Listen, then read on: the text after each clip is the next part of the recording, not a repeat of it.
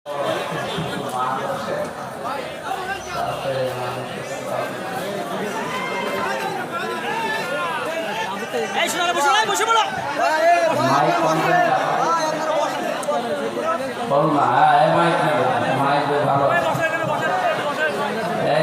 আমার মাহফিল যেখানে আশপাশ জেলায় হবে এটা পাঠাবেন তো।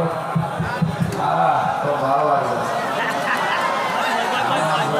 একটু কষ্ট হয়েছে। আমার গাড়িটা ইঞ্জিন গরম হয়ে আগুন ধরে গেছে সেনাইদা পার হওয়ার পরে, এই জন্য আমি এখানে এসে মাগরিব করতে পারতাম।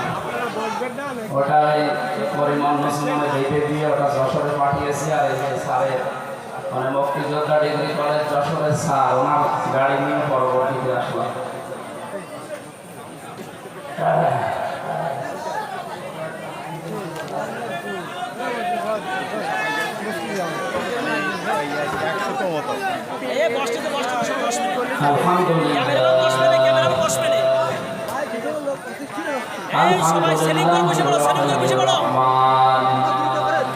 الذي خلقناه لعبادته والجنان وخصنا بالتقديم بين الحيوان ونشهد أن لا إله إلا الله وحده لا شريك له شهادة موصلة إلى الجنان ونشهد أن محمدا عبده ورسوله المبعوث فينا بالهدى ودين الحق ليظهره على الأديان صلى الله عليه وعلى آله وصحبه الكرام ما دام الشمس والقمر بجريان والنجم والشجر يسجدان والسماء رفعها ووضع الميزان فقد قال الله تعالى في كلامه المجيد وبرهانه التوحيد জবান খুলে পড়ে না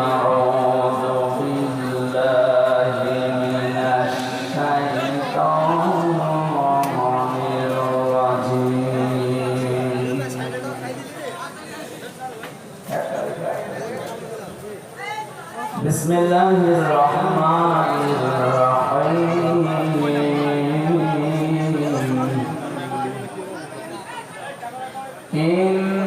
إنما المؤمنون الذين آمنوا بالله ورسوله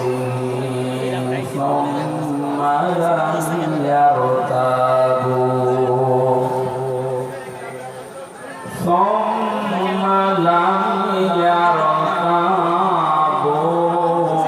وجاهدوا بأموالهم وأنفسهم في سبيل الله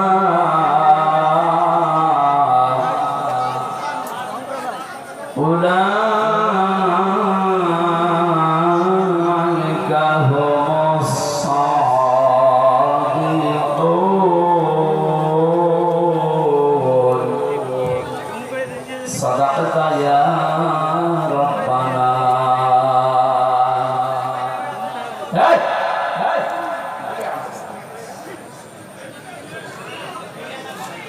ভাই এখানে দাঁড়িয়ে আছেন, এই জায়গায় ফাঁকা জায়গা বসতে পারবেন? আসেন এখানে আসেন, যারা দাঁড়িয়ে আছে আশেপাশে তাদেরকে বলছে এই জায়গা পূরণ করে। হ্যাঁ আপনারা নিজেরা বড় খারাপ করছেন। আসেন আসেন আসেন, তাহলে বাড়িয়ে বাইরে দাঁড়িয়ে থাকতে লাগবে। এই জায়গাগুলো পূরণ করে বসে একেবারে সামনে পর্যন্ত বসে।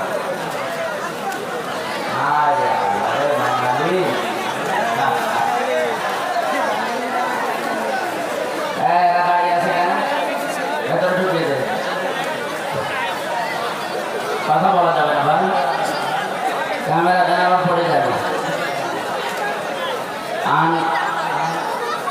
أبي ذر رضي الله تعالى عنه قال قال النبي صلى الله عليه وسلم من ادعى ما ليس له فليس منا وليتبوأ مقعده من النار رواه مسلم وقال تعالى في شان حبيبي وما زادهم إلا تسليما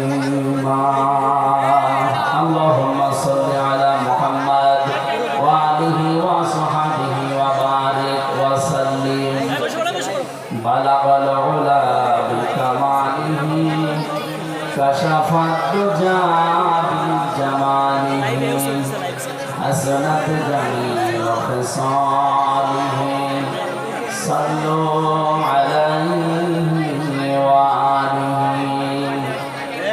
الحمد لله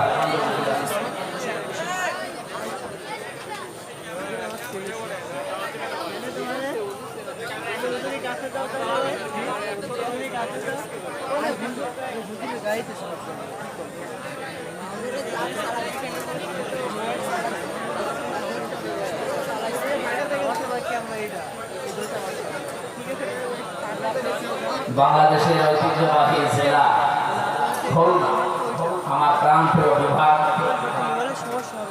ডুমুরিয়া থানার অন্তর্গত বড়ুনা বাজার কেন্দ্রীয় জামে মসজিদ কমিটির উদ্যোগে আয়োজিত অত্র এলাকার সর্বসাধারণের কর্তৃক প্রতিষ্ঠিত 2 দিন ব্যাপী ঐতিহাসিক তাফসীরুল কোরআন মাহফিল। এটা কত বছর? প্রথম বাৎসরিক তাফসীরুল কোরআন মাহফিলের সমাপনী রজনীর স্বনামধন্য সভাপতি অত্র এলাকার সর্বজন শ্রদ্ধাভাজন ব্যক্তিত্ব জনাব মাওলানা মোফাজ্জেল হোসাইন দামাত বারকাতুহুল আলিয়া বলেন আমিন। এ মাহফিলের প্রধান অতিথি বাংলাদেশ জামাত ইসলামী। নামটা এখন শুনলে আমাদের মনটা ভরে যায়, কারণ এই 15.5টা বছর শুধু না, এই 54 বছরে আমরা অলরেডি মানে জুলুমের শিকার হয়ে আছি এই নামটার কারণে। যারা জুলুম করেছিলেন আপনারা কিন্তু এখন আর আমাদের টার্গেট নেই। আজকে জালেমদের একজন গ্রামী রাষ্ট্রপতি পালিয়ে চলে গেছে, আপনারা জানেন। ওনারে নিয়ে যা আরম্ভ হয়েছে সারা দেশে, এটা আমার মনে হয় সামাল দেওয়া কঠিন হয়ে পড়বে। এই জন্য যারা দায়িত্বে আছেন সাবধান। বহু আসবে এই আশায় যারা বুক বেঁধে আছে, আমার মনে হয় তাদের এখান থেকে শিক্ষা নেওয়া দরকার। রাষ্ট্রপতি যদি পালিয়ে চলে যায়, বহু আসবে আবার কার আশা? এই জন্য এসব আশা ভরসা সব বাদ দেন। এখন ভরসা আশা একমাত্র আমাদের ইন্ডিয়া। আল্লাহ যা আরম্ভ হয়েছে, আল্লাহ ছাড়া আমাদের কোনো গতি আছে? সুতরাং বাংলাদেশ জামাত ইসলামী একটা মাসলুম দল। আপনি মন খারাপ করেন আর আপনি খুশি হন, ওইটা আমি দেখি। আমি যেটা বাস্তব দেখছি এইটা বলছি। এই দলটা মাসলুম দল না। এই দেশে এই 54 বছরের ভেতরে, বিশেষ করে 15.5 বছরে যারা আমরা জুলুম নির্যাতন অত্যাচারের শিকার, সে রাজনীতি করে আর না করে। সবচেয়ে বেশি স্টিম রোলার যাদের উপরে গেছে তারা এই বাংলাদেশ জামাত ইসলামী, ইসলামী ছাত্র শিবির। আর একটা মেয়েদের সংগঠন আছে ইসলামী ছাত্রী সংস্থা, এদের উপর একটু বেশি হয়ে গেছে। আমি তো কিছু ছিলাম না, আমি শুধু সাপোর্ট করতাম, তাই আমার উপরে যা গেছে। আসার পরে আমি স্যারকে বলছিলাম যে আমি লোহার চেয়ারে বা কাঠের চেয়ারে বসতে পারি। ওরা রিমান্ডে আমার মাথা চুল থেকে পায়ের কালো পর্যন্ত 1 ইঞ্চি জায়গা বাকি টর্চার করে, এই জন্য বসতে পারি না। 10 মিনিট বসলে আমার ব্যথা শুরু হয়ে যায়, কারণ এমন জায়গায় কিছু দিয়েছে যেখানে মানুষকে দেখানো যায়। এই জন্য বললাম যে একটু গতির সিস্টেম করে দিন, যেন অন্তত ঘন্টাখানিক বসে থাকা যায়। আমি সমর্থক হওয়ার পরে যদি এই অত্যাচার আমার উপরে যায়, যারা দায়িত্ব ছিল কি গেছি আপনি বলেন।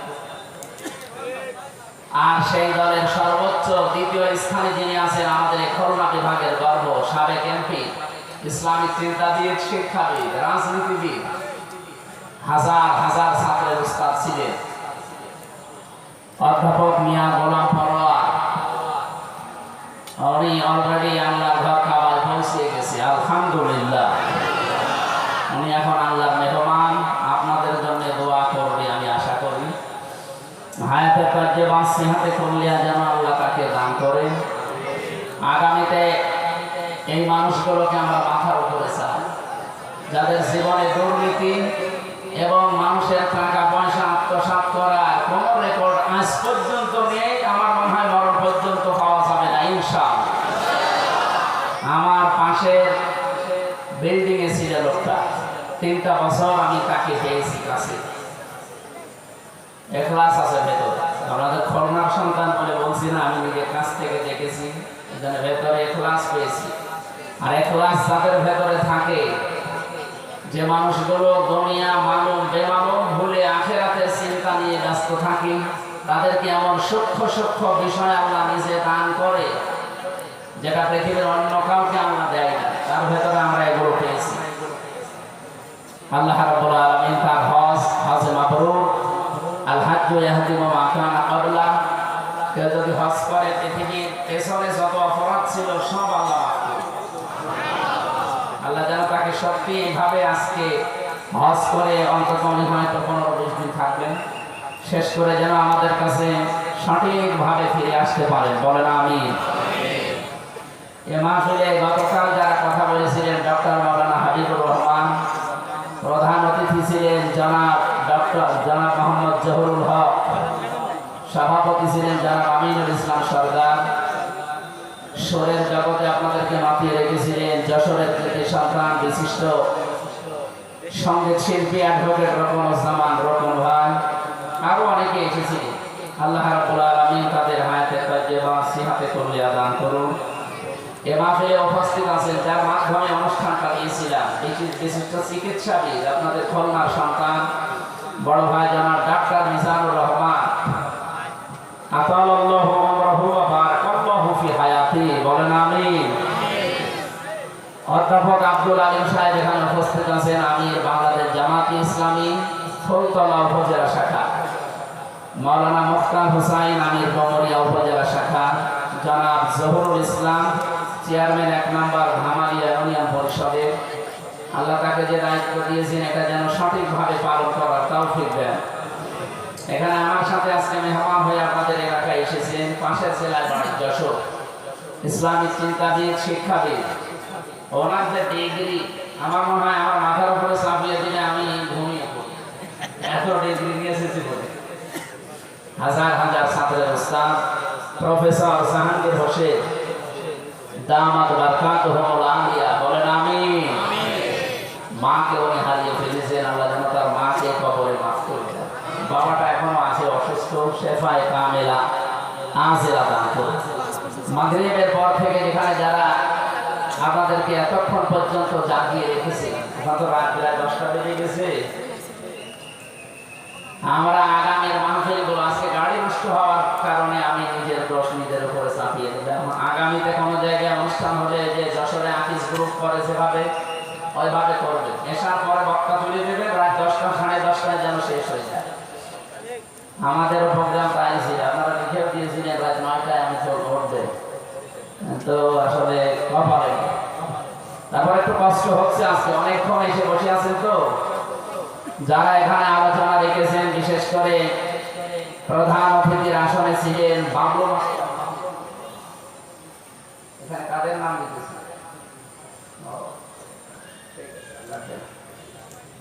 মঞ্চে বসা সম্মানিত ব্যক্তিবর্গ, সামনে বসা মুসলমান ভাইরা, পর্দার আড়ালের সম্মানিতা মা এবং বোনেরা, প্রশাসনের ভাইরা, প্রাণপ্রিয় খুলনাবাসী। খুলনা বিভাগের 10টা জেলা আছে। কয়টা? আমার বাড়ি এই বিভাগে কুষ্টিয়া। এই 10 জেলা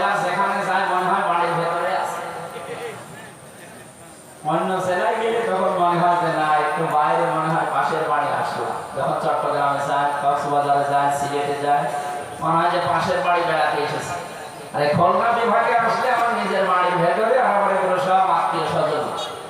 আর যেহেতু আমার শ্বশুর বাড়ি এই বিভাগে চুয়াডাঙ্গা, আমার বাবা শ্বশুর বাড়ি চুয়াডাঙ্গা, সেই হিসাবে আমার মনে হয় এই বিভাগের লোক যারাই আছে হয় শালা হবে না শ্বশুর হবে, আত্মীয় স্বজনই আমার। এরকম মন নিয়ে আমরা আজকে কথা বলবো ইনশাআল্লাহ। যাদের সম্মান কামনা করলাম, আমি এমনি এমনি কারো সম্মান চাই না। কোরআনে কারিমে আল্লাহ জানিয়েছেন, হে নবী আপনার সম্মানকে আমি উপরে তুলি নাই। প্রশ্নবোধক চিহ্ন, এটা ইন্টারোগেটিভ সেন্টেন্স, হরফে ইস্তেফহাম দিয়ে আল্লাহ আরম্ভ করেছেন, রাফা'না লাকা যিকরা, আমি আপনার সম্মান মর্যাদাকে উপরে তুলি নাই। সে দায়িত্ব কে নিয়েছেন? চিন্তা করতে পারেন, যেখানে আল্লাহর নাম সেখানে রাসূলুল্লাহ নাম। বাংলাদেশে 1110 কিলোমিটার এই দেশটা, টেকনাফের একেবারে শেষ গ্রাম থেকে আমি গাড়ি ছাড়লাম, পঞ্চগড়ের তেতুলিয়ার বাংলা বান্ধা পুরাটা আমি চালিয়েছি 1110 কিলোমিটার। আমি হিসাব করে দেখলাম পুরাটা আল্লাহর নাম কমপক্ষে 13 মিনিট 10 সেকেন্ড একাধারে আল্লাহর নাম উচ্চারণ হয়। আসান হয় টেকনাফ থেকে যদি আরম্ভ হয় আসান দেওয়া, এ শুরু হতে হতে একেবারে পঞ্চগড়ে যে কমপক্ষে 13 মিনিট 10 সেকেন্ড একাধারে আসান হয়। একাধারে আসান হলে যদি আল্লাহর নাম হয়, সঙ্গে সঙ্গে কার নাম বলা লাগে? রাসূলুল্লাহ। আশহাদু আল্লা ইলাহা ইল্লাল্লাহ বললে হয় না, বলা লাগে আশহাদু আন্না মুহাম্মাদার রাসূলুল্লাহ। আল্লাহ বলেন, হে নবী আপনি শুধু বাংলাদেশের দিকে তাকান, এতটুকু একটা দেশ, এই এরিয়ার ভেতরে একাধারে যদি 13 মিনিট 10 সেকেন্ড হয়, তাহলে সারা পৃথিবী আপনি হিসাব করে বলেন, সারা দুনিয়া 24 ঘন্টায় 257টা রাষ্ট্র আছে পৃথিবীতে, যেখানে যেখানে আল্লাহর নাম উচ্চারণ হয় সেখানে রাসূলুল্লাহর নাম আল্লাহ উচ্চারণের ব্যবস্থা করে দিয়েছে। এমনকি জান্নাত থেকে যেদিন আমাদের আদি পিতা হযরত আদম আলাইহিস সালাম বের হয়ে আসবেন, ওই দিন তিনি জান্নাতের মেইন গেটে লেখা দেখেছিলেন, লা ইলাহা ইল্লাল্লাহ মুহাম্মাদুর রাসূলুল্লাহ। 300 বছর দুনিয়ায় এসে কাউন্টার করে মাপ পান, সর্বশেষ তিনি বলেছিলেন, আল্লাহ তুমি আমাকে মুহাম্মাদুর রাসূলুল্লাহ ওসিলায় মাফ করে দাও। আল্লাহ পাক বলেন, কার ওসিলা নিলে? বলে মুহাম্মাদুর রাসূলুল্লাহ ওসিলা নিয়েছি। কেন? কারণ আমি জান্নাত থেকে বের হওয়ার সময় দেখেছি নামটা তোমার নামের পাশে লেখা। ওই দিন বুঝেছিলাম নামটা হয়তো তোমার নিকটবর্তী কেউ হবে। আল্লাহ পাক ওই দিন জানিয়েছেন, হে আদম যার নাম নিয়ে তুমি ওসিলা দিলে এ কিন্তু তোমার সন্তান হবে, পরবর্তীতে এই পৃথিবীতে তাকেও আমি আল্লাহ পাঠাবো। তোমাকে শুধু পাঠিয়ে আমি শেষ করে যাইনি। ফামান তাবিআ হুদায়া ফালা খাউফুন আলাইহিম ওয়ালা হুম ইয়াহজানুন। আমার পক্ষ থেকে হেদায়েত যাবে, এটা আল্লাহ যদিও আদম নবীকে বলেছিলেন, আপনি যে ফামান তাবিআ হুদায়া এর ব্যাখ্যা করতে গিয়ে আমি যত তাফসীর পড়েছি, মুফাসসিরিন ইকরাম জানাতে চেয়েছেন এই হেদায়েত মানে কোরআন।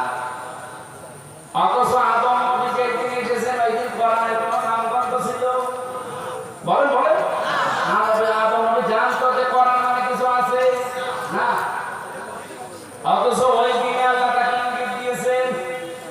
এর দ্বিতীয় তাফসীর হচ্ছে, যদিও কোরআন শরীফকে আল্লাহ হুদা বলেছেন, এজন্য হুদাল লিল মুত্তাকিন, এখানে হুদান শব্দটা যদি ইসমে ফাইল থেকে আপনি নিয়ে আসেন হাদিন, এর বাংলা অর্থ দাঁড়ায় হেদায়েত দিতে পারে শুধুমাত্র একজন, তার নাম ওনার মুখ থেকে যেটা বের হয়েছে তার নাম কোরআন। এজন্য হুদাল লিল মুত্তাকিন বলার আগে আমার আল্লাহ কিতাবের আগে আলিফ লাম দিয়েছেন, যালিকাল কিতাবুল কিতাবের আগে আলিফ লাম দিলেন। আমি আরবি গ্রামার যখন পড়ি এই আয়াতের সাথে মিলিয়ে দেখেছি, পৃথিবীতে একটা মাত্র কিতাব আল্লাহ দিয়ে দিয়েছেন যেটা মানুষকে পথ দেখাতে পারে, আর যত কিতাব আছে তাকে আল্লাহ হাদি বলেন নাই। হুদাল লিল মুত্তাকিন, হুদাল লিন নাস, হুদাল লিল মুসলিমিন, প্রত্যেকটা শব্দ কোরআনে আছে। আমি আলিফ লাম নিয়ে গবেষণা করে 4 প্রকার পেয়েছিলাম আরবি গ্রামারে। কেন আল্লাহ যালিকাল কিতাবের আগে আলিফ লাম দিয়ে নির্দিষ্ট করে দিলেন? এই আলিফ লামের পক্ষে একটা হাদিসও পেয়েছি তিরমিজি শরীফে। এদিকে তাকান। না না না, বসুন বসুন বসুন, এখানে ওঠা যাবে ভাই। একেবারে নিস্তব্ধ হয়ে শুনবে, যেই কথা বলবো ওখান থেকে একটা শিক্ষা নিয়ে আসবো, এরপরে সামনে যাবে। আমি 1 ঘন্টা কথা বলবো, কিন্তু 1 ঘন্টায় যেন ক্লাসের মতো শোনা যায়। কি শুনবেন তো ইনশাআল্লাহ? আলিফ লামের যে হাদিসটা বলছিলাম এবার শুনেন। আমার মনে হয় আপনারা শুধু শুনে শেষ করে দেবেন না, শোনার পরে আজকে সিদ্ধান্ত নিয়ে এক্ষুনি মেনে নেওয়ার মন বানাবেন। ঠিক কথা বলবেন? কারণ আমি তো শুধু অ্যাডভার্টাইজ করছি, আমি অ্যাডভাইজার। আমার নিজের কথাও না, আমার বাবার কথাও না। আর ডাক্তার সাহেব আমার সারাদিন মোবাইল পছন্দ শিখিয়েও দেয়নি। যা শিখিয়েছে, যা শিখেছি সব শিখিয়েছে আমার আল্লাহ। এর বিপক্ষে যে হাদিসটা বলছি, আমার মনে হয় হাদিসটা বাংলাদেশের মানুষ যদি মানে, আগামীতে কোরআন সংসদে চলে যাবে। নাকি হাদিস বলবো মানে এটা তো বড় কথা।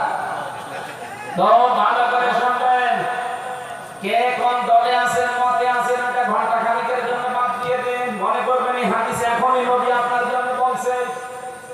মানিত্তাবাল হুদা, এই যে হাদান শব্দ, হুদা শব্দের ব্যাখ্যা করতে গিয়ে এই হাদিসটা আমি পেয়েছি।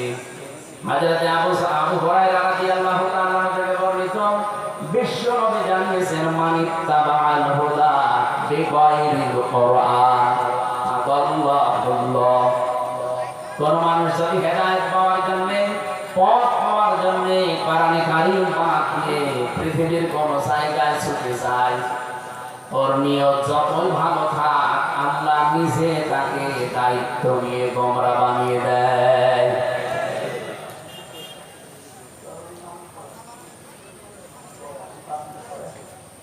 মানে এই বিষয়টা আগে আজকের আলোচনার সামারাইজ বিষয়টা, শব্দের দিকে খেয়াল করে করে আমি যখন মিলাই, আমি চিন্তা করলাম নবীজি দল্লা শব্দ কেন দিলেন না? দল্লা ইয়াদুল্ল শব্দ যদি দিতেন, 84 মুজাররদ থেকে বাপটা আসলে বাংলা অর্থ হতো আপনি নিজেই নিজেকে খারাপ বানিয়ে ফেলেছেন। কিন্তু আদাল্লা ইয়াদুল্ল বাদে ফাল থেকে যখন শব্দ আসে, যেহেতু সার বিষয় কামে পাস, আদাল্লা ইয়াদুল্ল বাদে ফাল থেকে আসলে বাবের খাসিয়াত হচ্ছে 9টা। কওমি মাদ্রাসায় যারা ভালোভাবে পড়েন তারা বাপগুলো হয়তো দেখেছেন। এই 9টা খাসিয়াতের প্রথম খাসিয়াত হচ্ছে আল্লাহ নিজে দায়িত্ব নিচ্ছে। আদাল্লা ইয়াদুল্লু, দল্লা শব্দ হলে বাংলা অর্থ হয়তো আপনি নিজেই নিজেকে খারাপ বানিয়েছেন, আর আদাল্লা আসলে বাংলা অর্থ দাঁড়াবে আল্লাহ নিজে আপনাকে খারাপ বানিয়েছে। অখলনাবাসী, আমি এবার একেবারে ফাইনাল প্রশ্ন করছি, হেদায়েত দেওয়ার মালিক কে? তুমি যদি বলে আমি তোকে গোমরা বানাবো, হেদায়েত দেওয়ার আর কে আছে? কত বড় কঠিন কথা নবীজি শোনালেন। আদাল্লাহ হুল্লাহ, আল্লাহ নিজে ফাইল এখানে নিজে কর্তা হিসাবে কাজ করছে। বলেন আমি তোকে খারাপ বানাবো, যেখানে কোরআন নেই, যদি তুই ওখানে ভালো হওয়ার নিয়ত থাকিস। এবার বাংলাদেশের 56,000 বর্গ মাইলে আপনি হাদিসটা মিলান।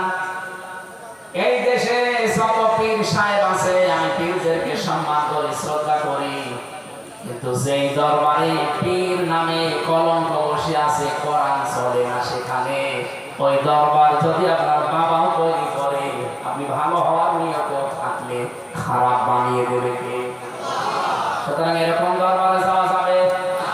বলেন 48,000-এর উপরে দরবার এই দেশে এখন। আপনি হাতে গোনা কয়েকটা জায়গা পাবেন যেখানে কোরআনে কারীম প্রচার করা, প্রসার করা, শিক্ষা করা এবং কায়েম করা, এই 4টা বিষয় পাওয়া যায়। আর বাকি দরবারগুলোতে অধিকাংশ বাপ দাদার নিয়ম দিয়ে চলে। আমি একটাই বলেন যে যেখানে কোরআন শেখানো হয়, কোরআন বোঝানো হয়, কোরআন প্রচার করা হয় এবং কোরআন কায়েম করার জন্য এই শিক্ষাগুলো যে দরবারে দেওয়া হয়, একটার নাম বলেন আমি সেখানে যাব।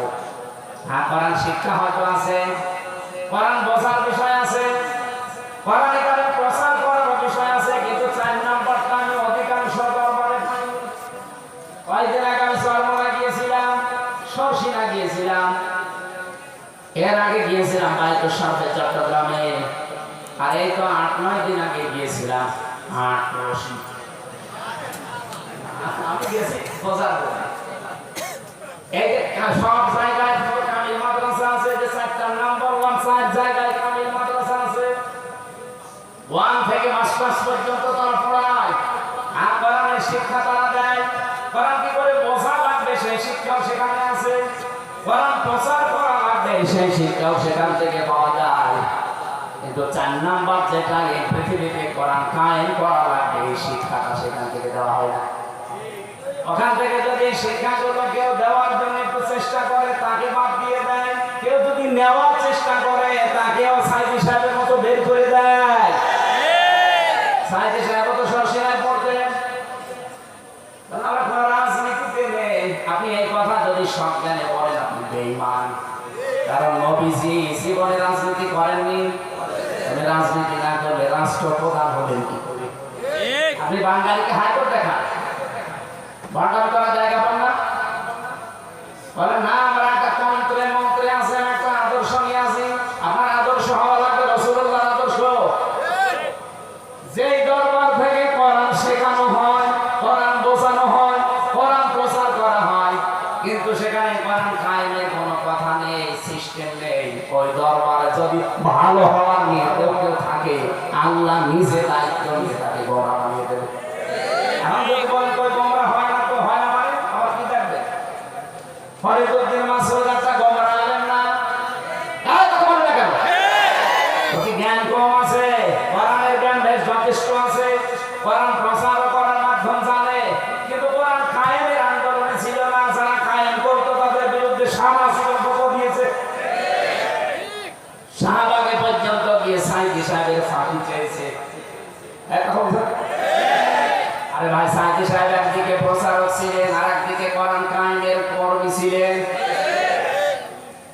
এই কথা জানার পরে কেউ যদি তাকে বের করে দেয়, গালাগালি করে, আমার রিমান্ডে 10 দিন একাধারে ওনারে মনে হয় 200 বার গালি দিয়েছে। আমার গালি দিয়েছে হয়তো 50 বার, আর ওনার নাম ধরে গালি দিয়েছে 200 বার। জমিতে এত ভালো মানুষ, কোন কারণে উনি রাজনীতিতে আসলো? আমার মনে হয় নবীজি যদি এখন বেঁচে থাকতো, শয়তান অফিসার গুলো ও নবীজিকে ওই কথা বলতো।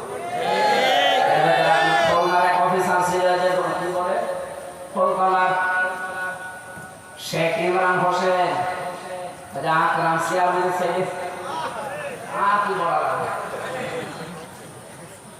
মাঝে মাঝে বলতো সাইদি সাহেব ভালো মানুষ, ঠিক আছে, তুমি রাজনীতি করবে কেন? রাজনীতি করবে সালমান এফ রহমান মতো দরবেশ, আর 36,000 কোটি টাকা তুমি করবে।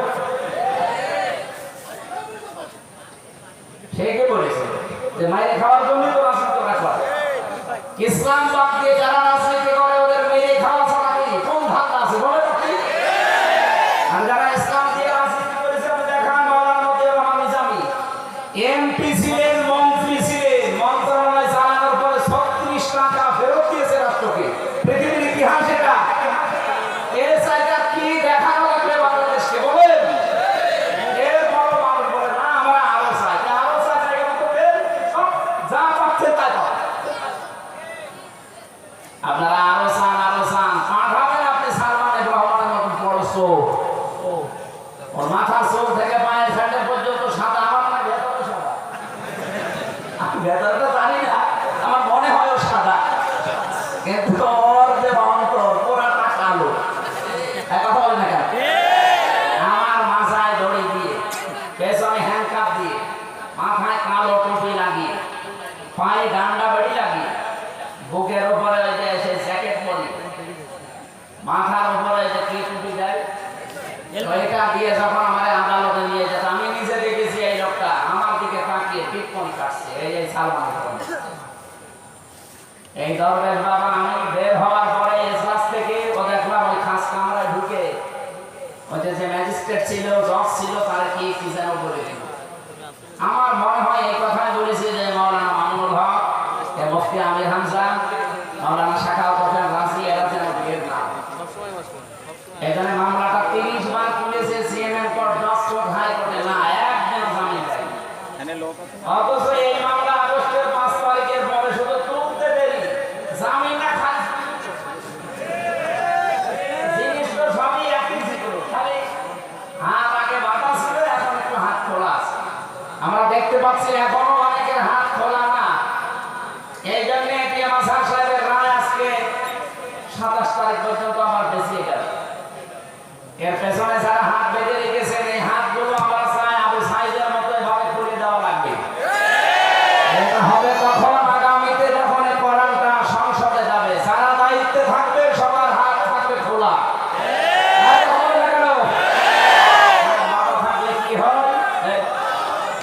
হাত বাঁধা থাকলে কি হয় আমি তো দেখলাম 3 বছর আর হাত খোলা থাকলে কি হয় 1 বছরে টেকে এই জন্য আমরা চাই আগামীতে যারা আসবে এখনো যারা আছে এদের হাত অনেকের বাঁধা কি কথা বলছে প্রতিবেশী নামে একটা কলঙ্ক পেয়েছি আমরা তাম দুনিয়ার নিকৃষ্ট একটা প্রতিবেশী আমরা পেয়েছি এই শয়তানদের সাথে যারা আলোচনা করে তাদেরকে ওরা মুক্ত করে দেয় দেখেন ফাঁসির আসামি পর্যন্ত মার্ডার মামলার আসামি সব বেরিয়ে চলে আসছে আর একটা মুসলিম মানুষ এটিএম আজহারুল ইসলাম তার যে সাক্ষী এটা পৃথিবীর অষ্টম আশ্চর্য জিনিস কারণ 6 কিলোমিটার দূর থেকে সাক্ষী আমার মনে হয় ওর চোখের স্বপ্নে চোখ লাগানো তাও তো সম্ভব না কি আশ্চর্য সাক্ষী গা সাক্ষীগুলো যারা বানানো মিথ্যা এটা তো আমি নিজে ভিত্তি কারণ আমার যে 4 জন সাক্ষী আমার মামলা ছিল আমি আনসারুল্লাহ বাংলা টিমের প্রধান অথচ সাথে আছে কি আমি জানি না আর সাক্ষী জোগাড় করেছিল কুষ্টিয়া 4 জন আমার মামলার যেদিন আমার রায় হবে ওই দিন যে 4 জনকে নিয়ে এসেছে আমি ওদেরকে জীবন ওই দিন প্রথম দেখা বলতে ভাই আমি তোমাদের আমরা দেখেছি বলছে না আমার নাম শুনেছেন বলছে আর শুনেছি নাম শুনে আপনি সাক্ষী দিয়ে দিলেন যে আমি বাংলা টিমের প্রধান ছিলাম তার সারা বাংলাদেশে আপনি কি বাংলা টিম কিছু বোঝে বলছে না আমার আপনি কিছু বোঝেন না আমার চেনেন না আর আপনি সাক্ষী দিতে চলে এসেছেন আমার যা যা বলেছে আমি তাই এই ছিল দেশের অবস্থা এটি আমার ঝাড়ুল ইসলামের এই অবস্থায় কিন্তু বাঙালিকে বারবার হাইকোর্ট দেখাচ্ছে যারা দায়িত্বে আছেন আমরা জানি পেছনে কারা রাঘব বোয়াল আছে এই দেশে যারা রক্ত দিয়েছে তারা ইসলাম পন্থী মানুষদের ছেলে মেয়েরা কথা বলে না কেন আগামীতে আর কোন হাইকোর্ট আমরা দেখতে চাই না এই 15.5 বছরে যারাই ছেড়েছিল ওই রাজনৈতিক মামলায় এই হাসিনা প্রতিহিংসার কারণে প্রত্যেককে বিনা কারণে ছেড়ে দেওয়া বিচারপতি যেখানে পালিয়ে যায় মামলা রায়ও পালিয়ে যায় মামলা যারা রিমান্ডে গেছিল তারা পালিয়ে গেছে এমনকি রাষ্ট্রপতি সাবেক সেটাও পালিয়ে গেছে কালকে এরপরে আমার মামলা থাকে কোন যুক্তিতে আমি তো খুঁজে পাই আমাদের দেওয়ালে যদি পিঠ থেকে যায় না তখন আর কিন্তু এই পানি ফোড়া তেল ফোড়া আপেল ফোড়া কাজ গত কয়েকদিন আগে নারায়ণগঞ্জে মনে হয় যে বাড়িতে ছিলাম ওই বাড়ি আলা 2টা ছেলে আছে ওনার আর একটা ছেলে পেটে 6 মাস 6 মাস পরে ওটাও ছিল লোকটা খুব আশা যেন এবার মেয়ে হয় একটা পানির বোতল আর একটা আপেল নিয়ে বসে হুজুর এমন ভাবে আপেল পড়েছে যেন এবার আমার আমি বললাম আমি কি ডাউনলোড করে দেবো এটা যদি আমার হাতে পাচ্ছ যে আপেল পড়ে দিলে পানি পড়ে দিলে ছেলে মেয়ে হয়ে যায় মেয়ে ছেলে হয়ে যায় তা আমার 3টা মেয়ে হতো না আমি ওই 2টার পরে বহুত বার করেছিলাম এবার যেন ছেলে হয় তারপর হয় আমি সারাদিন দরকার ম্যাডামের খালি আপেল খাওয়া না সমাজ ভাইরা আমরা আর হাইকোর্ট দেখতে চাই না এই বাঙালি জাতি আগামীতে চাই এই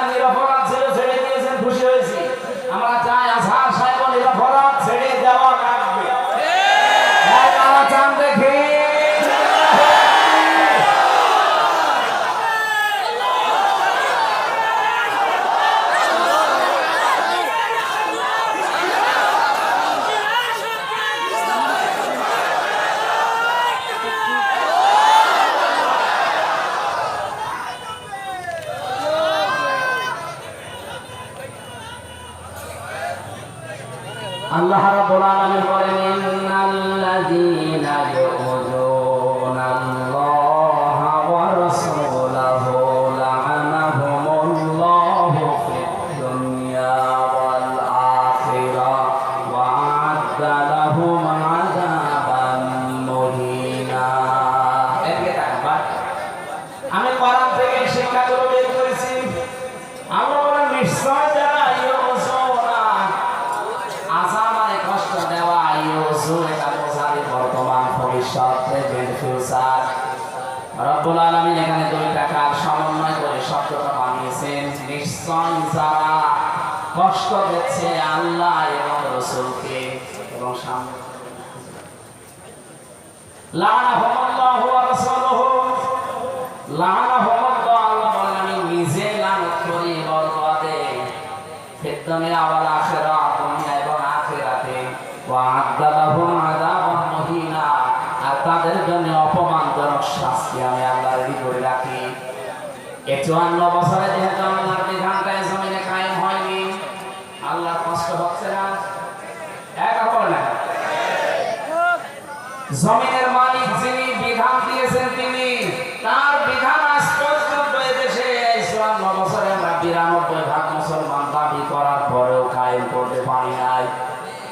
আপনার কাছে নিজের কাছে জিজ্ঞাসা করে দেখেন যে আল্লাহর কষ্ট হচ্ছে কিনা। আল্লাহ দিয়েছিলেন এইটাই পৃথিবীতে জমিনে কায়েম করার জন্য, একটা বিধান আজ পর্যন্ত কায়েম করতে পারলাম না। আমরা যেগুলো নিয়ে বাড়াবাড়ি করি, বেশি ফতোয়াবাজি করি, একটা প্রশ্ন কিন্তু আল্লাহ কবরে ওই সম্পর্কে জিজ্ঞাসা করবে না। আপনি নামাজ নিয়ে বাড়াবাড়ি করছেন, হয়তো নামাজের সিস্টেম নিয়ে, মোনাজাত নিয়ে, আমিন নিয়ে, বিভিন্ন রকম জিনিস নিয়ে আজ বাড়াবাড়ি ছাড়াছাড়ি আছে না নেই? রোজা নিয়ে আছে, হজ নিয়ে আছে, যাকাত নিয়ে আছে, অথচ একটা বিধান সম্পর্কে এখন মরে গেলে আমার আল্লাহ একটাও জিজ্ঞাসা করবে না। প্রথম নাম্বারে যে প্রশ্ন, সেটা কিন্তু এই রাজনীতির প্রশ্ন। যারা কোরআনের কথা শুনলে রাজনীতি মনে করে যায়, এটা রাজনীতি হচ্ছে, হ্যাঁ আপনি শোনেন, এখন বলে যান মার রব্বুকা, তোমার রবকে। আপনি যদি বলেও ফেলতে পারেন যে রব্বি আল্লাহ, আমার রব আল্লাহ, সঙ্গে সঙ্গে ফেরেশতা জিজ্ঞাসা করবে রব মানে কি জানো? আমি পড়া কোরআন শরীফের রবের 19টা অর্থ পেয়েছি, সামারাইজ করে 5টা বানিয়েছি। তাফসীর থেকে আমি নিজে বানাইনি, তাফসীরে ফি জিলালি কোরআনে আছে, সাইয়েদ কুতুব দিয়েছে। রব শব্দের প্রধান অর্থ হচ্ছে রব মানে সৃষ্টিকর্তা। যা কিছু সৃষ্টি সব প্রথমে করেন কে? বলে এটা আসমান আর জমিন, এটাকে আল্লাহ কাউকে দেখে দেখে বানিয়েছেন না। এটা যা বানিয়েছেন না, নিজের জ্ঞানে, নিজের আয়ত্তে, নিজের পরিকল্পনায়, কোন রকমের নমুনা ছাড়া, কোন রকমের মডেল ছাড়া, ওনার মন যা বলেছে সেভাবে বানিয়েছে। এই জমিটা সবুজ করে দিয়েছে, এটাকে আমাদের কাছে জিজ্ঞাসা করে যে এইভাবে নদী দেন, এইভাবে সাগর দেন, এইভাবে সবুজ দেন। পরিকল্পনা পুরোটা কার? বলেন। 3-4 আমি বলছি, এখানে একটা শিক্ষা আছে। বাংলাদেশে আমাদের দায়িত্ব দিয়েছিল, এই কথাটা সে উঠিয়ে ফেলেছে। ফসলে বরকত হওয়ার পরে কি বললো? যে মা দুর্গা গজে ছড়িয়ে এসেছে, ফসলের বরকত। ফসলের বরকত সৃষ্টি করার মালিককে দুর্গা। এ কথা যদি গোবিন্দ পরমাণিক বলতো, কিছু বলতাম না। একটা হাসি মানুষ,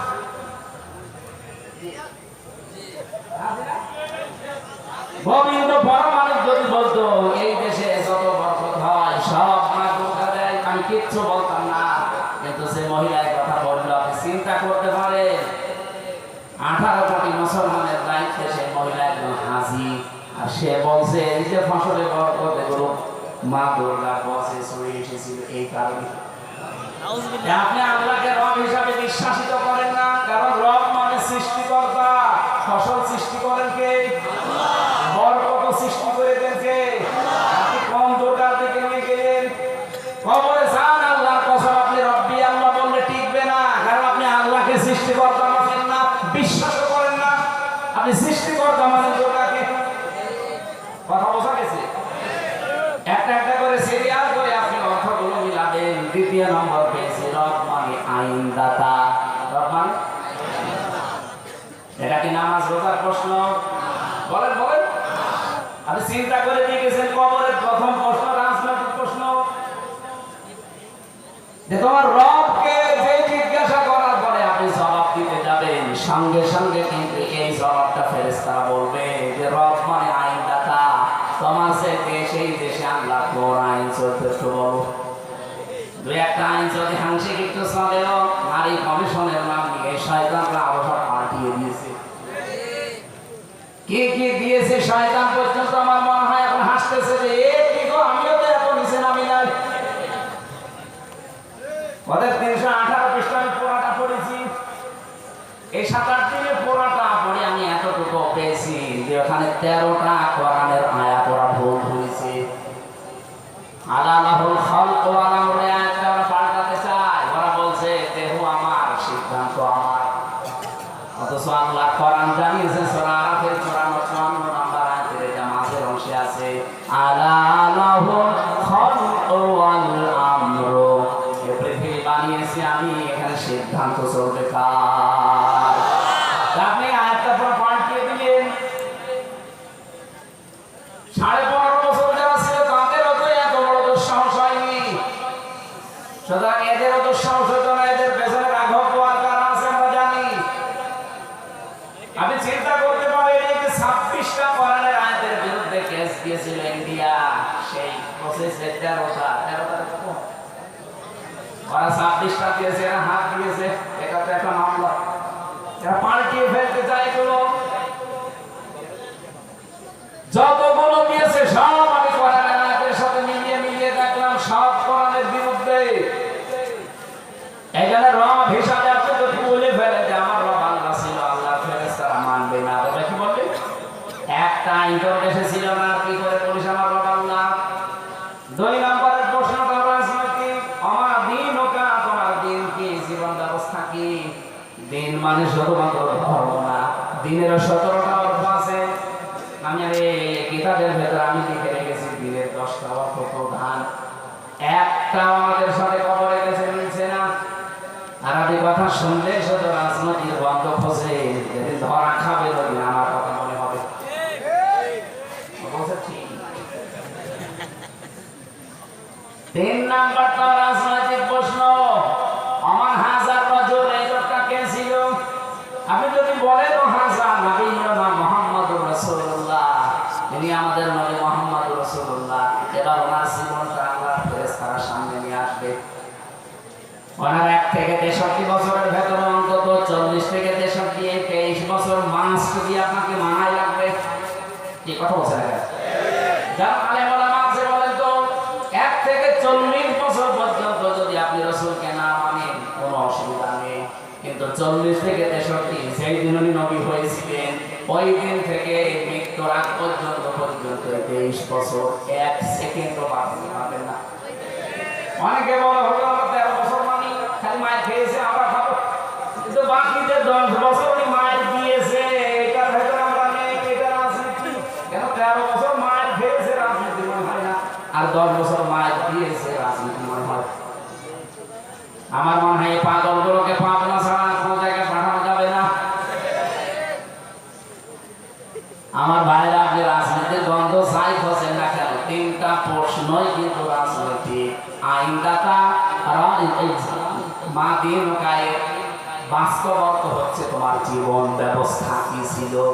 3 নম্বরে যে প্রশ্নটা রাসূলকে দেখিয়ে করা হবে এর বাংলা অর্থ হচ্ছে তোমার নেতা, তোমার আদর্শ কে ছিল। একটা আমাদের এই প্রশ্নের জবাবগুলো ঠিক নেই। খুলনাবাসী যে তোমার বিভাগের মানুষ আপনারা একটু ভালোবাসি বেশি, আপনাদেরকে বারবার আহ্বান জানাই আমি একেবারে সরাসরি বাংলা ভাষায় আসেন আমরা এই 3টা প্রশ্নের জবাব একটু ঠিক করে নেই। একটাও যেহেতু ঠিক নেই, কি নিয়ে আপনি হাঁটতেছেন কবরের দিকে? ফাইনা তাযহাবুনা ইন হুয়া ইল্লা যিকরুল লিল আলামিন। কোন দিকে যান? ফিরে আসেন আল্লাহর জিকির কোরআনের দিকে। আসা যাবে না? হ্যাঁ বলেন, আসা যাবে না? কথা তুললাম এই জায়গা থেকে। বাংলাদেশের যে দরবারে যাবেন আমি নিষেধ করি না, কিন্তু যে দরবারে কোরআন নেই, কোরআনের কর্মসূচি নেই, ওই দরবারে গেলে আপনাকে খারাপ বানিয়ে দেবে আল্লাহ নিজে। এর প্রমাণ হচ্ছে কুষ্টিয়ার লাঙ্গলের মাজার, ওটা একটা দরবার। এই খুলনা বাগেরহাট যশোর থেকে কত মানুষ আসছে তো ভালো হওয়ার নিয়তে যায়, কিন্তু ভালো হওয়ার পরিবর্তে ওখানে আরো মানুষ খারাপ হয়। খারাপ হয় এই কারণে, কারণ ওখানে কোরআন নেই, কোরআনের কর্মসূচি নেই, ওখানে চলে শুধু গাঁজা। আমি যতগুলো দেশ ঘুরেছি এই সত্য জীবনে, বহু দেশ আল্লাহ আমাকে নিয়েছে। তামাম পৃথিবীতে 257টা দেশের ভেতরে অন্তত 50টা দেশ আমি সত্য জীবনে দেখেছি। পৃথিবীর কোন দেশে এইভাবে একেবারে মানে এত আরামে গাঁজা খাওয়া যায় বলে আমি মানে পুলিশ পাহাড় রাতে কি বুঝলেন এখান থেকে আজকে কোরআন যেখানে নেই ওই দরবার যদি আমার বাবাও তৈরি করে, আমি ওই দরবারে আজকে থেকে আর আমি যদি ভালো হওয়ার নিয়তে থাকি আমাকে খারাপ বানিয়ে দেবে কে? এ পর্যন্ত ঠিক আছে, পরেরটা বলবো। হ্যাঁ, বাংলাদেশে এখন 73টার উপরে রাজনৈতিক দল, 49টা নিবন্ধিত, বাকিগুলো আছে নিবন্ধনের বাইরে। সবচাইতে বড় অভিশাপ করা হয়েছে আমাদের নিবন্ধন ছিল একটা দলে, সেই নিবন্ধন পর্যন্ত জালেমরা কেড়ে নিয়েছে। 13 তারিখে একটা রায় আছে, আমরা চাই এই অভিশাপ যেন না থাকে। আমরা চাই অভিশাপ না করে আগে ওদের বৈধ জিনিস বৈধভাবে ফেরত দেন। ওদের গাড়ি পাল্লার ন্যায় হিসাবের প্রতীক এটা ওরা কোরআন থেকে নিয়েছে। কি সাবেক আমিরে জামাত ভারপ্রাপ্ত একজন ছিলেন আব্বাস আলী খান, জয়পুরহাটে বাড়ি। উনি জীবিত অবস্থায় একটা বক্তব্য শুনেছিলাম, প্রশ্ন করছে একজন যে আপনারা এত মার্কা দুনিয়ায় থাকতে দাড়ি পাল্লা নেই, উনি বলছে আমরা নেই, এটা কোরআনে আছে। সূরা হাদীদের 25 নম্বর আয়াতে আল্লাহ দাড়ি পাল্লা নামে একটা মার্কাই দিয়েছে। রাসূলদেরকে আল্লাহ পাঠিয়েছেন যে সমস্ত জিনিস নিয়ে, তার ভেতরে এই ন্যায় বিচার করার মানদণ্ড, যে মিজান যেটা বলা হয়, মিজান না, এটা মিজান। মিজান মানে হচ্ছে সমতা। আমার খতবার ভেতরে এই শব্দটা ছিল, আসসামা রাফাহা ওয়া ওয়াদাআল মিজান। আল্লাহ পাকে যে আসমান এটা সমতা করে রেখেছে। আল্লাহ রাব্বুল আলামিন নবীদেরকে যে তিনটা জিনিস দিয়ে পাঠিয়েছিলেন তার ভেতরে একটা ছিল দাড়ি পাল্লা, তার মানে মিজান। লাকাদ আরসালনা রুসুলানা বিল বায়িনাতি ওয়া আনজালনা মা'আহুমুল কিতাবা ওয়াল মিজান লিয়াকুমান নাসু বিল কিসত। আল্লাহ গ্যারান্টি দিয়ে আছে, বললেন লাকাদ, এটা যদি বানাতে দেয়, যারা গ্রামার বোঝে জিজ্ঞাসা করেন আপনি আমার কাছে কোরআন শরীফ নিয়ে আসেন, লাকাদ বাদ দিয়ে অর্থ হতে পারবে। এটা আল্লাহ গ্যারান্টি দেওয়ার জন্য লাকাদ দিয়েছেন, লাম একটা কদ একটা, আরসালনা রুসুলানা। এখান থেকে যদি আল্লাহ আয়াত শুরু করতেন, অর্থ তো আপনারা না পারলেও আলেমরা আমরা পারতাম অর্থ করতে। আল্লাহ কেন লাকাদ দিয়ে আরম্ভ করলেন? আল্লাহ গ্যারান্টি দিয়েছেন অবশ্যই অবশ্যই এই পৃথিবীতে আমি যত নবী আর রাসূলকে পাঠিয়েছিলাম তিনটা জিনিস তাদের সাথে ছিল। এক নম্বরে কিতাব, কি ছিল? বলেন বলেন। 2 নম্বরে তাদেরকে উন্নত চরিত্র দিয়েছিলাম। 3 নম্বরে মিজান দিয়েছিলাম, ন্যায় বিচারের মানদণ্ড। এটা কায়েম করতে পারলে মানুষের ভেতরে ন্যায় বিচার আপনি দেখতে পাবেন। লিয়াকুমান নাসু বিল কিসতি, যেন এই নামটার অর্থ যেন আপনি মানুষের ভেতরে ন্যায় বিচার কায়েম করতে পারেন এই মিজান দিয়ে। মিজান মানে আমরা সবাই বলছি দাড়ি পাল্লা। এখানে বাংলাদেশে 54 বছরে যেটা হয় নাই, এবার যদি সত্যি দাড়ি পাল্লা আপনি আমার সামনে এগিয়ে যেতে পারি, আল্লাহর কসম এদেশে ন্যায় বিচার কোরআন প্রতিষ্ঠা হবে। আপনি কোরআনের কথা বিশ্বাস করেন না? হ্যাঁ, কথা বলে না কেন? এই দাড়ি পাল্লায় মার্কা আমরা নিজেরা বানিয়ে নেই, ধানের শীষের মতো, নৌকার মতো, আঙ্গুলের মতো।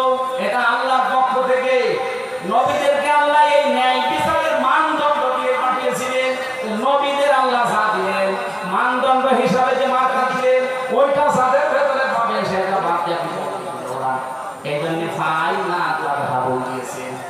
কোথায় যাচ্ছেন? ছড়িয়ে কোথায় পালিয়ে যাচ্ছেন? ইন হুয়া ইল্লা যিকরুল লিল আলামিন।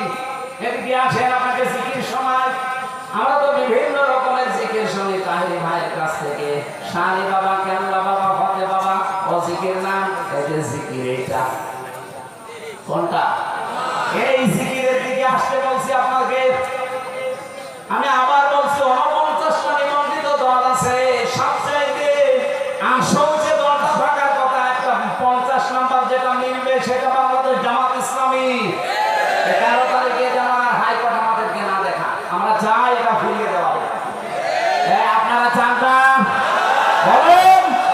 কেউ যদি না চান, তাহলে কোরআনের আয়াত কি করবে? আপনি বলেন। নবীদেরকে আল্লাহ মিজান দিয়ে পাঠিয়েছিলেন, ন্যায় বিচারের মানদণ্ড এটা। দাড়ি পাল্লা যেটা বলে আমরা চিনি, এখানে হাইকোর্টে এটা নাম আছে।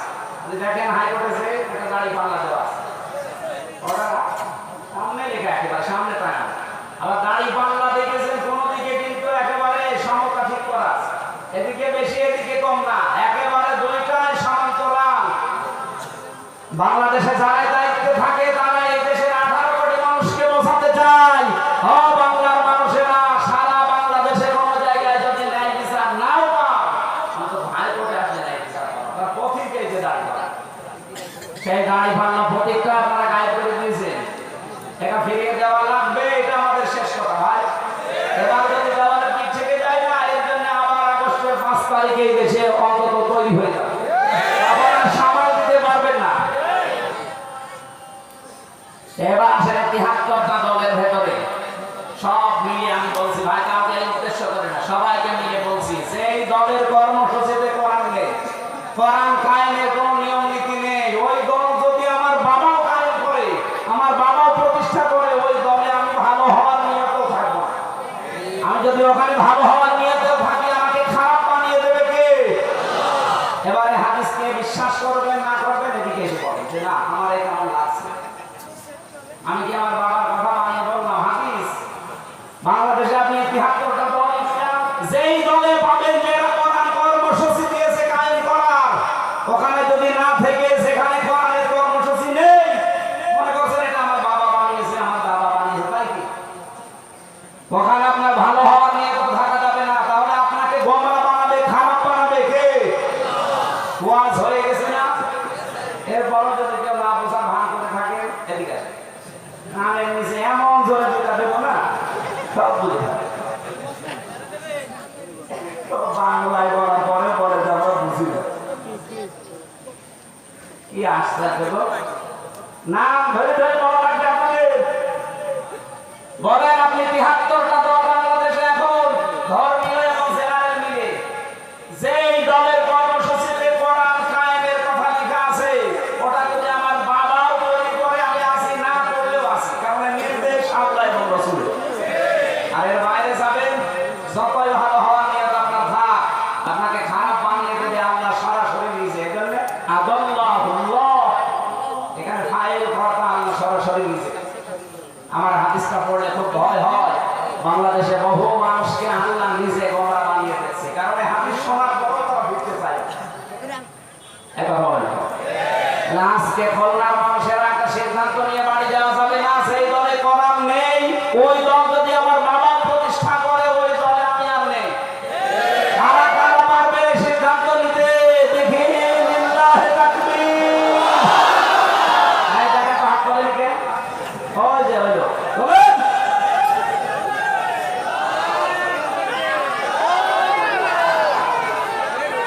তাকবীর আর লাগবে না ভাই, তাকবীর লাগবে না, মাহফিল হয়ে গেছে। এরপরে যদি বলেন হলো না আপনি কথা বলেন, এইটা মেনে নিলে সামনে আপনি মতিউর রহমান নিজামের মতো মানুষ দেখতে পাবেন। এইটা মেনে নিলে অধ্যাপক মিয়া গোলাম পরওয়ারের মতো মানুষ দেখতে পাবেন, যাদের ছায়া না দুর্নীতি এই 5 বছরের ভেতরে পাওয়া যায়। আর এগুলো বাদ দিয়ে দেখেন, আরে ভাই আমি বাংলায় বলছি, আপনার মন খারাপ হোক আর খুশি হোক, ওটা আমার দেখার দরকার নেই, যেটা পেয়েছি সেটা বলছি। 5 বছরে লোক বাড়ি বানায় 620টা। কয়েকদিন আগে মালয়েশিয়া ছিল, ড্রাইভারের বাড়ি বানাতো না, এই 620টা বিক্রিটা করছে। আমি ওই যে হোটেলে যেয়ে উঠলাম, নিচে একটু নেমেছি, একটু চা খাবো বলে, ও আল্লাহ নিচে হুজুর আমরা আগে বানিয়েছি, আপনি আগে বানালেন কেন? আপনার না 600 পৃষ্ঠা বাড়ি, চট্টগ্রামের বাড়ি ওটা। আপনি যে আমার মনে হয় এই 9 মাস যদি থাকতো আরো 200 বাড়ি বানাতেন। আপনাদের অধ্যাপক নিয়ামুল্লাহ পরোয়ার সাহেবের বাড়ি বাংলাদেশে কয়টা? এক বাড়ি থাকার সময় পাই। আর শয়তানরা 600 পৃষ্ঠা বাড়ি বানিয়েছিল। আল্লাহ, এতে জিবরাইলের সাথে লাইন ছিল যে আগামীতে এরকম সুযোগ আর কেউ যেন না পায়। অনেকে এই সুযোগ নেওয়ার জন্য বিভিন্ন রকমের ধান্দা করতেছে। তারা কি চায়? কি চান? নির্বাচন। আরে ভাই, নির্বাচন তো আমরা চাই। সংস্কার না করে নির্বাচন দিলে আগে যা ছিল দিনের ভোট পাবে ওইটাই হবে। আর ওইটা হলে কি হবে? আমি যে আয়াত পড়েছিলাম এটা হবে। কি হবে? আরাফানা লাকা যিকরা, এরপরে আয়াতে আরো করে শুনবেন, আশার একটা সন্তান হবে। নাকি বলবো না? ইন্না মা'আল উসরি ইসরা, ইন্না মা'আল উসরি ইসরা। আল্লাহ পাক বলেন অবশ্যই কষ্টের সাথে সুখ। আল্লাহ কিন্তু কষ্টের পরে বলেন নাই, কষ্টের সাথে। এই জন্য উসর এর শব্দের আগে আল্লাহ মা দিয়েছে, এর সামনে আল্লাহ আলিফ লাম লাগিয়ে দিয়েছে। একটু ভালো করে খেয়াল করেন, আলেম যারা আছে তাদেরকে বলছে আল্লাহ কেন কষ্টের সাথে সাথে ইসরাতের সুখ, কিন্তু সুখের আগে আলিফ লাম লাগায়। আলেম যারা আছেন কোনদিন ভাবেননি? আমি যতগুলো তাফসীর নিয়েছিলাম আমিও পাইনি। পরবর্তীতে জানাবে ডিএম আজহারুল ইসলাম জেলখানার ভেতরে আমার একটা বই পড়তে গিয়েছিল, এবং ঋণের পরে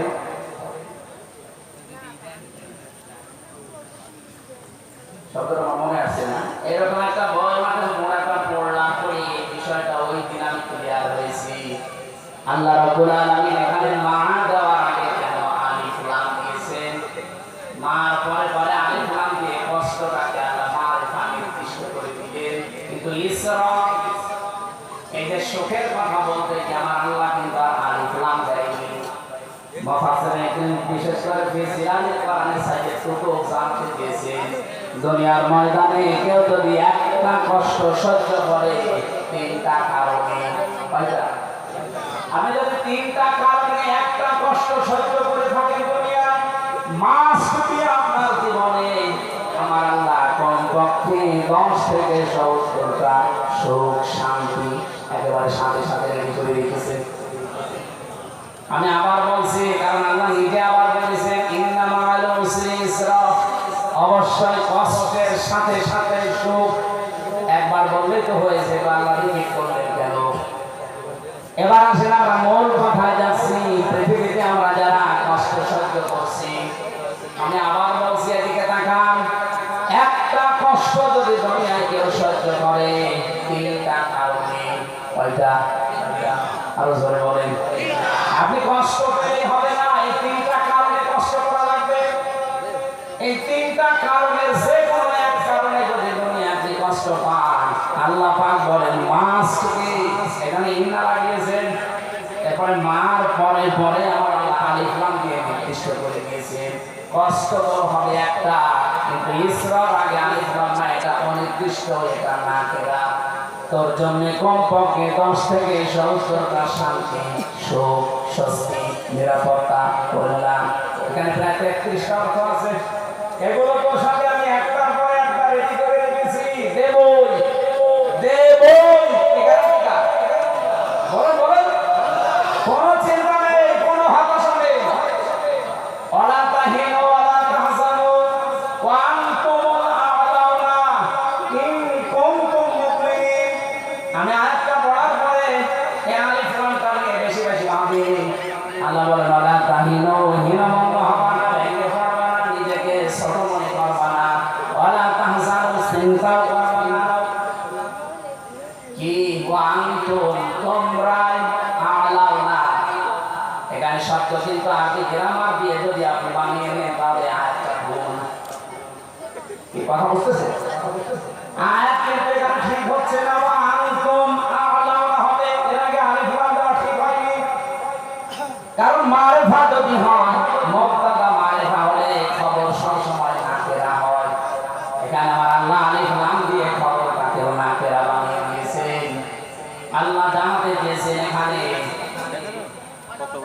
আপনি এটা বানাঘাট থেকে ভেতরে পাবেন। খবর যদি কোন সময় মারিফা হয়ে যায় তাহলে ইফিদুল হাসরা হাসরের ফায়দা দেবে, বাংলা অর্থ দাঁড়াবে হবে, শেষে হাসরে লাগাতে হবে, না তো অর্থ মিলবে না। আল্লাহ বলেন কোনো চিন্তা নেই, নিজেকে হীনমন্যতায় ভরাবে না, কষ্ট পাবে না, কোনো দুঃখ পাবে না, কোনো ভয় পাবে না, তোমরাই বিজয়ী হবে। এই গ্যারান্টি কার?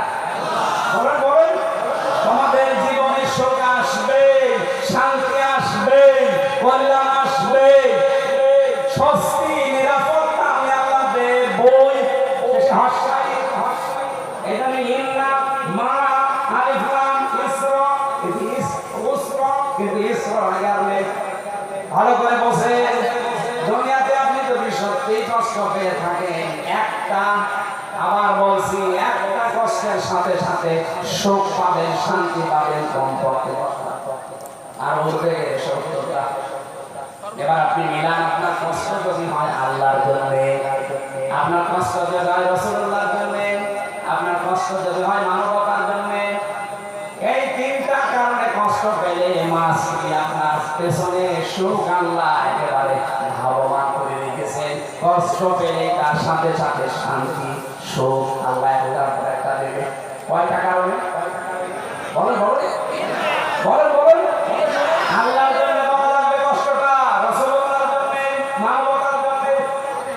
এর বাইরে যদি কেউ কষ্ট পায় তার সাথে আল্লাহ সুখ দেবে, কথা আমি কোরআনে পাইনি। হাসিনা কিন্তু কষ্ট পেয়েছিল, কিছু চলে যায় কি কম বলতে গেছে, আবার বলছিল যে আমার কি দোষ। আমি একটা ভিডিও দেখছিলাম, একজন বলছে এমন কোন দোষ তোর নেই, এমনকি সিরাজউদ্দৌলা বলে গেছে তোর কারণে। দ্বিতীয় বিশ্বযুদ্ধ মানে এমন কোন কিছু নেই যে তোর কারণে হয়ে গেল, বলে যাওয়ার দোষ নেই। ওই দিন দেখলাম কাঁদছিল, এর আগে আমি দেখেছি কিন্তু কাঁদে নাই, শুধু রিয়েলিটি। এই দিন সত্যি সত্যি দিয়েছে, তাহলে কষ্ট না কথা বলছেন না।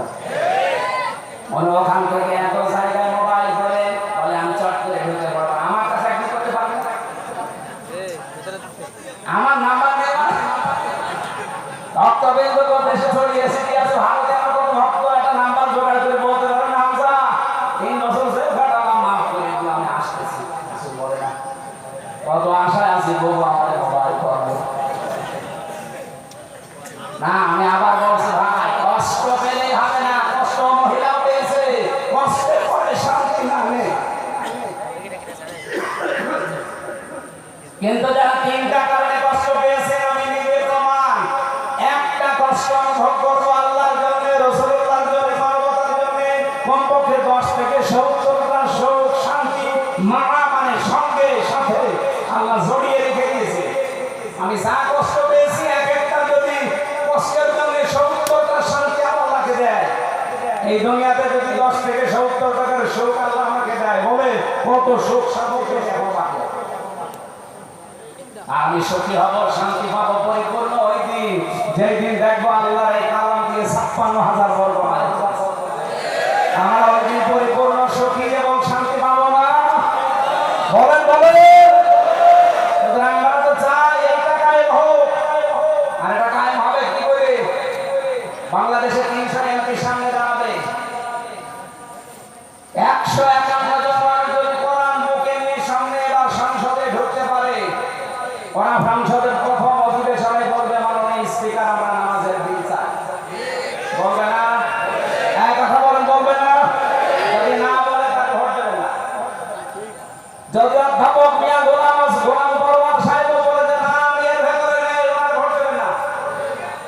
উনি এই কথা বলা লাগবে, কারণ আল্লাহর নির্দেশ, আল্লাযীনা ইম্মাক্কান্নাহুম ফিল আরদি আকামুস সালাহ, যারা রাষ্ট্রীয় ক্ষমতায় যাবে তাদের প্রথম নামাজের বিল আনা লাগবে। এই নির্দেশ কার? কথা বলেন। প্রথম দিনই যদি বলেন স্পিকার যে হাত তোলেন তারা নামাজের বিল চান, এই 300 এমপির ভেতরে যদি 151 জন হাত তোলে, তার ভেতরে পরওয়ার সাহেব একজন, কথা বলছে না কেন? ওই দিন নামাজের বিল কায়েম হয়ে যাবে। 18 কোটি মানুষ পরের দিন থেকে নামাজ আরম্ভ করবে।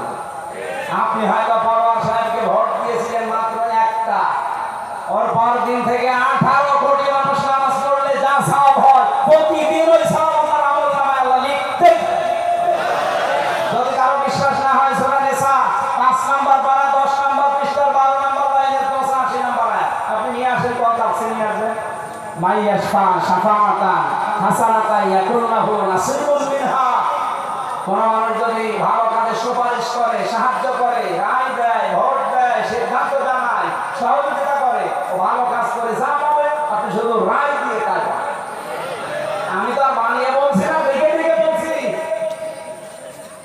অন্য কাউকে আপনি দেন, এই দেখুন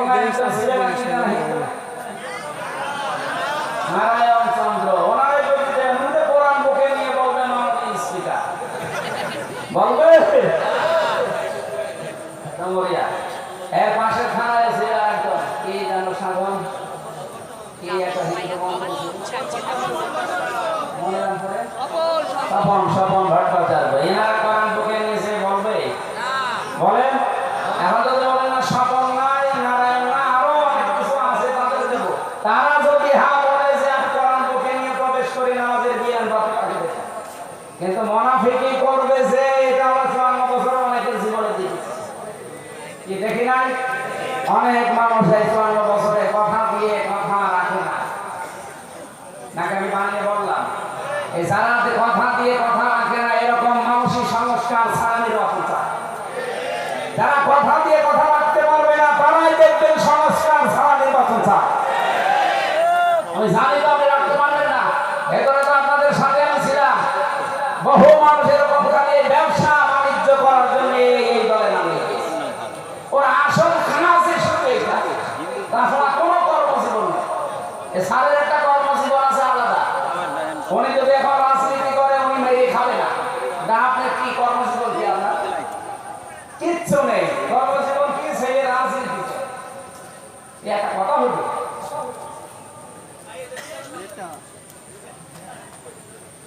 আর যারা দায়িত্বে আছে একেবারে কিয়ামত পর্যন্ত থাকবেন আমরা এটাও চাই না। আমরা খুব দ্রুত চাচ্ছি আপনারা সংস্কার তাড়াতাড়ি করে ফেলেন। এতদিন লাগার কথা না, 10 মাস 10 দিন লাগে একটা ছেলে নিয়ে হতো, 9 দিন 9 মাস 3 দিন পার হয়ে গেল, আর বেশি দিন তো নেই, 1 বছর আগে এখন বিয়ে করে বাসর ঘর বসে আছে ঘন্টা দিয়ে। দাদি শাশুড়ি যে বলছে আমাকে তো প্রতি চায়, বলছে দাদি শাশুড়ি আপনি আমার সময় দেবেন না, কেবল আসলাম, আপনার নাতির সাথে তো এখন দেখাই হয়নি, ঠিক আছে যা করবা করো, আমার কিন্তু প্রতি চাই। কিছুক্ষণ পরে শাশুড়ি এসে বলছে বৌমা আমার কিন্তু নাতি চাই। মা আপনিও লজ্জাসরম ত্যাগ করি, আমাদের সময় দেবেন না। ননদার ব্যাপার এসে বলছে ভাবি কি করবা জানি না, আমাদের কিন্তু ভাতি চাই। কি গো একটা পর একটা আসে আর সব চাই চাই, আমাদের জিনিস তো স্বামী এসেছে। স্বামী এসে বলছে বউ আমি ঘুমিয়ে গেলাম, আমার বেটি চাই। বউ এবার ঘুমটা ফেলে দিয়ে বলছে বংশ কি সব আলোরে, কারো নাতি চাই, কারো পতি চাই, কারো ভাতিজা চাই, আপনার বেটি চাই। আমাকে ডাউনলোড করে নিয়ে আসবো, তুমি এদিকে এসে ঘুমিয়ে পড়ো আর আমি এগুলো সবার কাছে দেবো কি করে? 10 মাস 10 দিন সময় লাগবে না? যেহেতু 10 মাস 10 দিন সময় লাগবে, মাসর হওয়া লাগবে, তারপরে কারো বেবি হবে, কারো ভাতিজা হবে, কারো নাতি হবে। কথা বলে ঠিক কিনা? আমরাও তো সময় দিয়েছিলাম, আর বেশি দিন নেই, তাড়াতাড়ি শেষ করে বৈধভাবে দিয়ে দেন। কারণ যতদিন পর্যন্ত এদেশে নির্বাচিত সরকারের হাতে ক্ষমতা না যাবে ততদিন পর্যন্ত এই খনি যারা আছে, ফ্যাসিস্ট যারা আছে আপনি আটকাতে পারবেন না। চোখে ধোকা দিয়ে পালিয়ে চলে যাবে এভাবে দামি রাষ্ট্রপতির মতো। শয়তান যেহেতু এখন অনেক আছে, না ঢাকা দিয়ে আছে। আরে ভাই আমি বাংলায় বলছি, আমার কি হবে ওসব আমার দরকার নেই। 15.5 বছরে যার কাছে যা নিয়েছে ওই জিনিসগুলো তাকে ফেরত দিয়ে, যাদের কাছে যেভাবে আছে কোন দল করতেন আমি জানি না, যেভাবে নিয়েছেন ওই জিনিস যেহেতু আপনার না। আমি একটা হাদিসে পড়েছিলাম এই সংক্রান্ত, হযরত আবু যর রাদিয়াল্লাহু তাআলা থেকে বর্ণিত, মানিক তাহা মা লাইসা লাহু ফালাইসা মিন্না ওয়ালিয়াতাবাওয়া মাকআদাহু মিনান নার। এই পৃথিবীতে যে জিনিস তোমার না, ওই জিনিস যদি তুমি নিজের দাবি করো তাহলে ওই দিন থেকে তুমি আমার উম্মত আর নেই। কথা বুঝতেছেন? এই বাংলাদেশে 15.5 বছরে অনেক কিছুর মালিক অনেকেই ছিল, কিন্তু তাদের কাছ থেকে আপনারা বিভিন্ন কায়দায় কেড়ে নিয়েছিলেন। কি কথা বলছেন? যেই জিনিস আপনার না ওইটা জিনিস আপনি নিজের আয়ত্তে নিয়ে নিলেন, সে বিএনপির কাছে হোক, জামাতের কাছে হোক, চরমনার কাছে হোক, যার কাছ থেকে যা নিয়েছেন এই 15.5 বছরে বিভিন্ন নামে নিয়েছেন। এটা আমারটা, আমার 32 লাখ টাকা নিয়েছেন আমার বাবার কাছ থেকে। এই টাকা তো আপনার না, বিভিন্ন মিথ্যা মামলার ভয় দেখে টাকা করে নিয়েছেন। টাকা কি ওদের ছিল? এই খোলনার আপনাদের এই আকরাম সাহেবের ছেলের ভেতরে জড়িত। ওনারা যা নিয়েছে টাকাগুলো ওনাদের না, যেহেতু টাকা ওনাদের না, টাকা আমাদের ফেরত দেওয়া লাগবে। কি কথা বলছেন? এরকম যেখানে যার যা নিয়েছে ওইটা ফেরত নিয়ে নেন। আমি মনে হয় কথা বেশি বলে ফেলেছি। হ্যাঁ, আমি একটা ফেরত পেয়েছি কয়েকদিন আগে। বগুড়ায় আমার মাহফিল ছিল, এই আগস্টের 5 তারিখের আগে মে মাসে একটা মাহফিল ছিল। ওই দিন আমার বসে ঘুরতে যাইনি, খালি টানি গেছে মাঠের ভেতর দিয়ে, কিন্তু ধরতে পারিনি। আমার পা আমাকে কেটে গিয়েছিল। ওই দিন তারেক জিয়া সাহেবের গ্রামে মাহফিল ছিল আমার, বগুড়া গাবতলী। সেটা আমার ড্রাইভার আর আমার গাড়ি যাওয়ার থানায় আটকে বলছে টাকা দেওয়া লাগবে। আমার সাথে যে দ্বিতীয় বক্তা ছিল আব্দুর রশিদ, আব্দুল মান ভাই, তার কাছে 1,13,000 টাকা শয়তানরা নিয়েছে। গাড়ি ছেড়ে দিয়েছে, কিন্তু টাকাগুলো বিভিন্ন জায়গা থেকে ধার কর্জা করে দিলাম। আগস্টের 5 তারিখের পর একটা মাহফিল ছিল আমার সিরাজগঞ্জে। আমি গোলচত্বর করে বসে আছি, দেখি কয়েকজন পুলিশ, তার ভেতরে ওই ওসি এসেছে। আমি তো রাতের বেলা চিনতে পারি নাই, আর এখন অলরেডি দাড়ি মাড়ি দেখে এসে বলছে, হুজুর মাফ করে দেন, কে আপনি? বলছে আমি সেই আবুল কালাম আজাদ ওসি। আরে ওসা আপনারও তো দরকার। কিসের মাফ চান আপনি? আমাকে টাকা কই? টাকা নেই। টাকা নেই মানে আমার নামে বিভাগীয় মামলা হয়েছে, আমার এখান থেকে পাঠিয়েছে সেই কক্সবাজারের টেকনাফে জঙ্গল এলাকায়। আমি ভয়তে আসতে পারি না, এক বন্ধুর মাধ্যমে খোঁজ নিয়ে এসেছি। আপনি আমার মাফ করে, মানে মাফ করতে পারি, আগে টাকা দেওয়া লাগবে না, মাফ নেই। কারণ জিনিসটা আপনার না, আপনি আমার কাছ থেকে টাকাগুলো নিয়েছেন, টাকা দিয়ে দেবেন, আমি এখনই মাফ করে দেবো। অথচ কদিন সময় দেন, 7 দিন সময় দিলাম, টাকা দিয়েছি 1,13,000, 20 খেয়ে দিয়েছি। আর 1 লাখ টাকা তো ফেরত দেবে। আমার মনে হয় বাংলাদেশে এই প্রথম ইতিহাস যে পুলিশ কারো টাকা দিয়ে ফেরত দেয়। এই সন্তান ছোটবেলায় যে বিড়াল এরাও এত কায়দা করে আমার টাকা দিয়েছে। যারা আমার রিমান্ডে এই 32 লাখ টাকা নিলে, এই টাকাগুলো তো এখনো ফেরত পাইনি। আর এই টাকার মালিক তো আপনারা না, যারা যারা অফিসাররা জড়িত ছিল, কাউন্টার আসাদুজ্জামান গোপালগঞ্জে, খুলনার এটা, চট্টগ্রামের আতিকুর রহমান ভুইয়া, এরপরে জাহিদের এসপি, ডিসি মান্না, এই যে নবগুলো পেয়েছিল দেলাওয়ার হোসেন ভাই, শিবিরের সভাপতি নজরুল ইসলাম মোল্লা, ডিবির ওসি ছিল ওই সময়। যারা যারা দায়িত্বে ছিল, এরপরে ডিসি মশিউর, এগুলোর কাছে টাকাগুলো আছে আমরা জানি। এর উপর কাকে দিয়েছে আমরা জানি না। এই টাকা আমার ফেরত দেওয়া, আমারটা আমি নিজে বললাম। বাকি যাত্রা যে নিয়েছে তার কাছ থেকে যেভাবেই হোক তার বাড়ি ঘর ভেঙে টাকা নিয়েছে। বাড়ি ঘর যদি জমি জায়গা থাকেনি, আমার কোনো বাংলা বলতে অসুবিধা হলে আমি নিয়ে নেবো, যেভাবেই হোক নিয়ে নেবো। আমি দরকার আকরাম সাহেবের বাড়ি যাবো, যাই বলবো যে আমার টাকা আপনার ছেলে খেয়েছে, সে টাকা ফেরত দেন। আমার জিনিস আমি চাচ্ছি, আমি তো আপনারটা নিচ্ছি না। এই কথা বলতে না কেন? হাদিস হচ্ছে কি, মানে দাবা মা লাইসা লাহু ফালাইসা মিন্না। যে জিনিস যার না, সে যদি নিজের আয়ত্তে এটা রেখে দেয়, সে নতুন থাকে না। ফালাইসা মিন্না তো ফা আছে মাঝখানে। আপনি তো নবীর উম্মত নে, আমি বলি গেলাম মাসালা সালে এই কবর নিয়ে আপনাকে বাঁচাতে চাই, সুতরাং দিয়ে যারটা যে নিয়েছে এই 15 বছরে তারটা তারা ফেরত দিয়ে দেবেন। সে যদি ফেরত না দেয়, আপনি যেভাবেই হোক আপনি এই যে ইসলামী ব্যাংক যাবে, যাদের কাছে ছিল তারা ফেরত।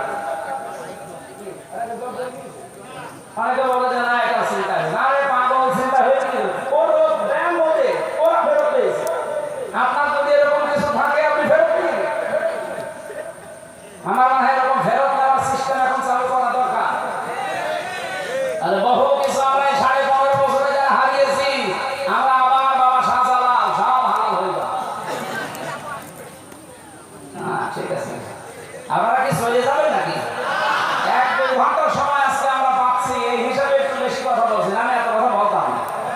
মাহফিল আমার একটা তো দুইটা থাকলে আমি একদিন 1 ঘন্টা 15 মিনিট শেষ করে দিতাম।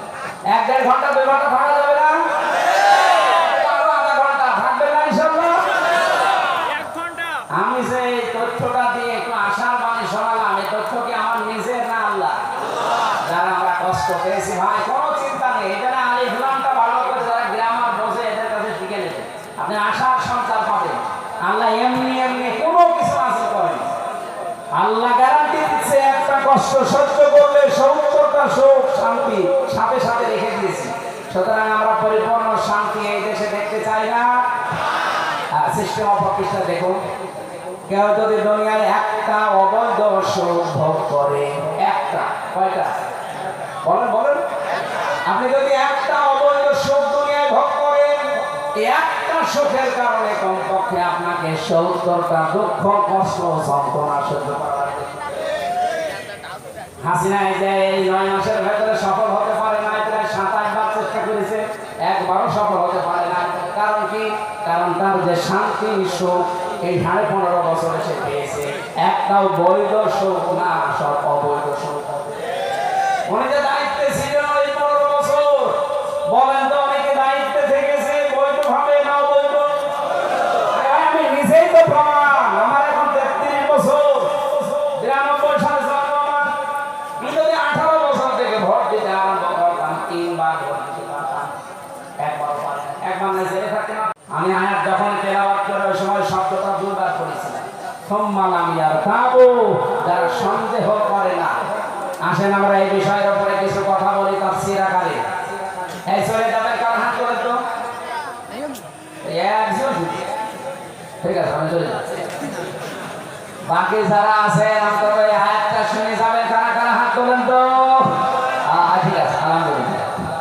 খুব জরুরি না হলে উঠবে না, এই খুলনা বিভাগের মানুষের আমার বিড়ি খাওয়ার অভ্যাস আছে তো, খুব যদি একেবারে নেশা লেগে যায় বিড়ি খেয়ে বসে যায়। এই যে আমার দেশে শেষের কথা ছিল কি, যারা অবৈধ সুখ পাবে, একটা অবৈধ সুখের দুঃখ কয়টা বলেন বলেন? যারা পরকীয়া প্রেম করে, নারী হোক আর পুরুষ হোক, সুখ পায় না।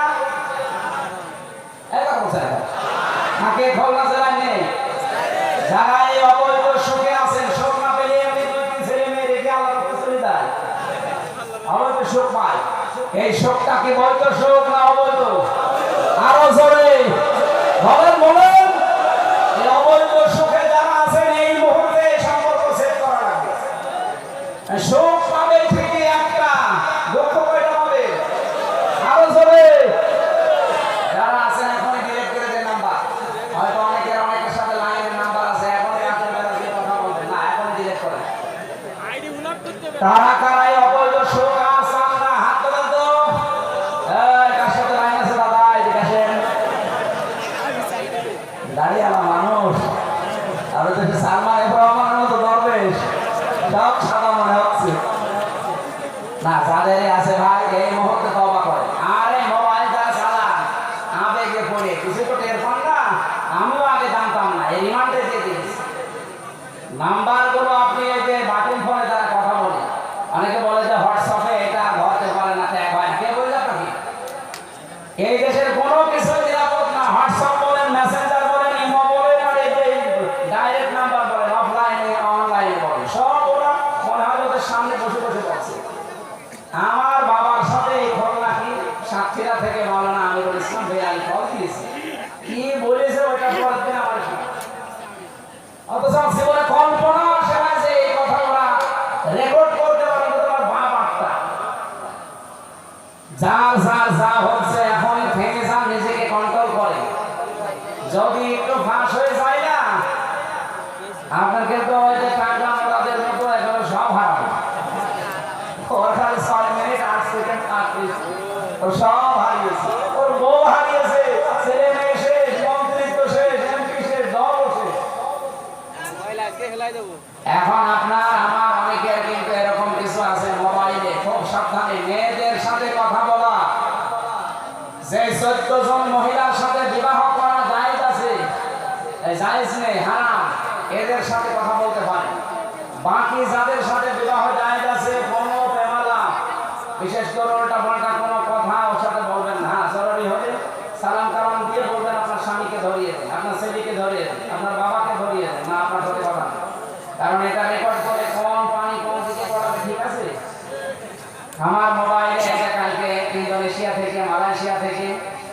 যুবতী মেয়েরা কল দিয়েছিল, কারণ ইমতে কল দেন অথবা হোয়াটসঅ্যাপে দেন, দেওয়ার পরে তো ছবি ভিডিও দেখার পরে আগে প্রথমে মেসেজ দিই যে আপনার কাছে কিছু জিজ্ঞাসা করতে চায়, নাম নিচে ভেসে ওঠে, নাম্বারগুলো তো সব বিদেশি।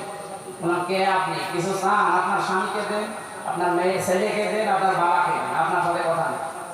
কারণ আমি কি বলতে চাই, কি বলবো প্রশ্নের উত্তরে আপনি এটা আবার রেকর্ড করে ছেড়ে দেবেন, সেটা হামসা আমার কোনো দরকার নেই ভাই।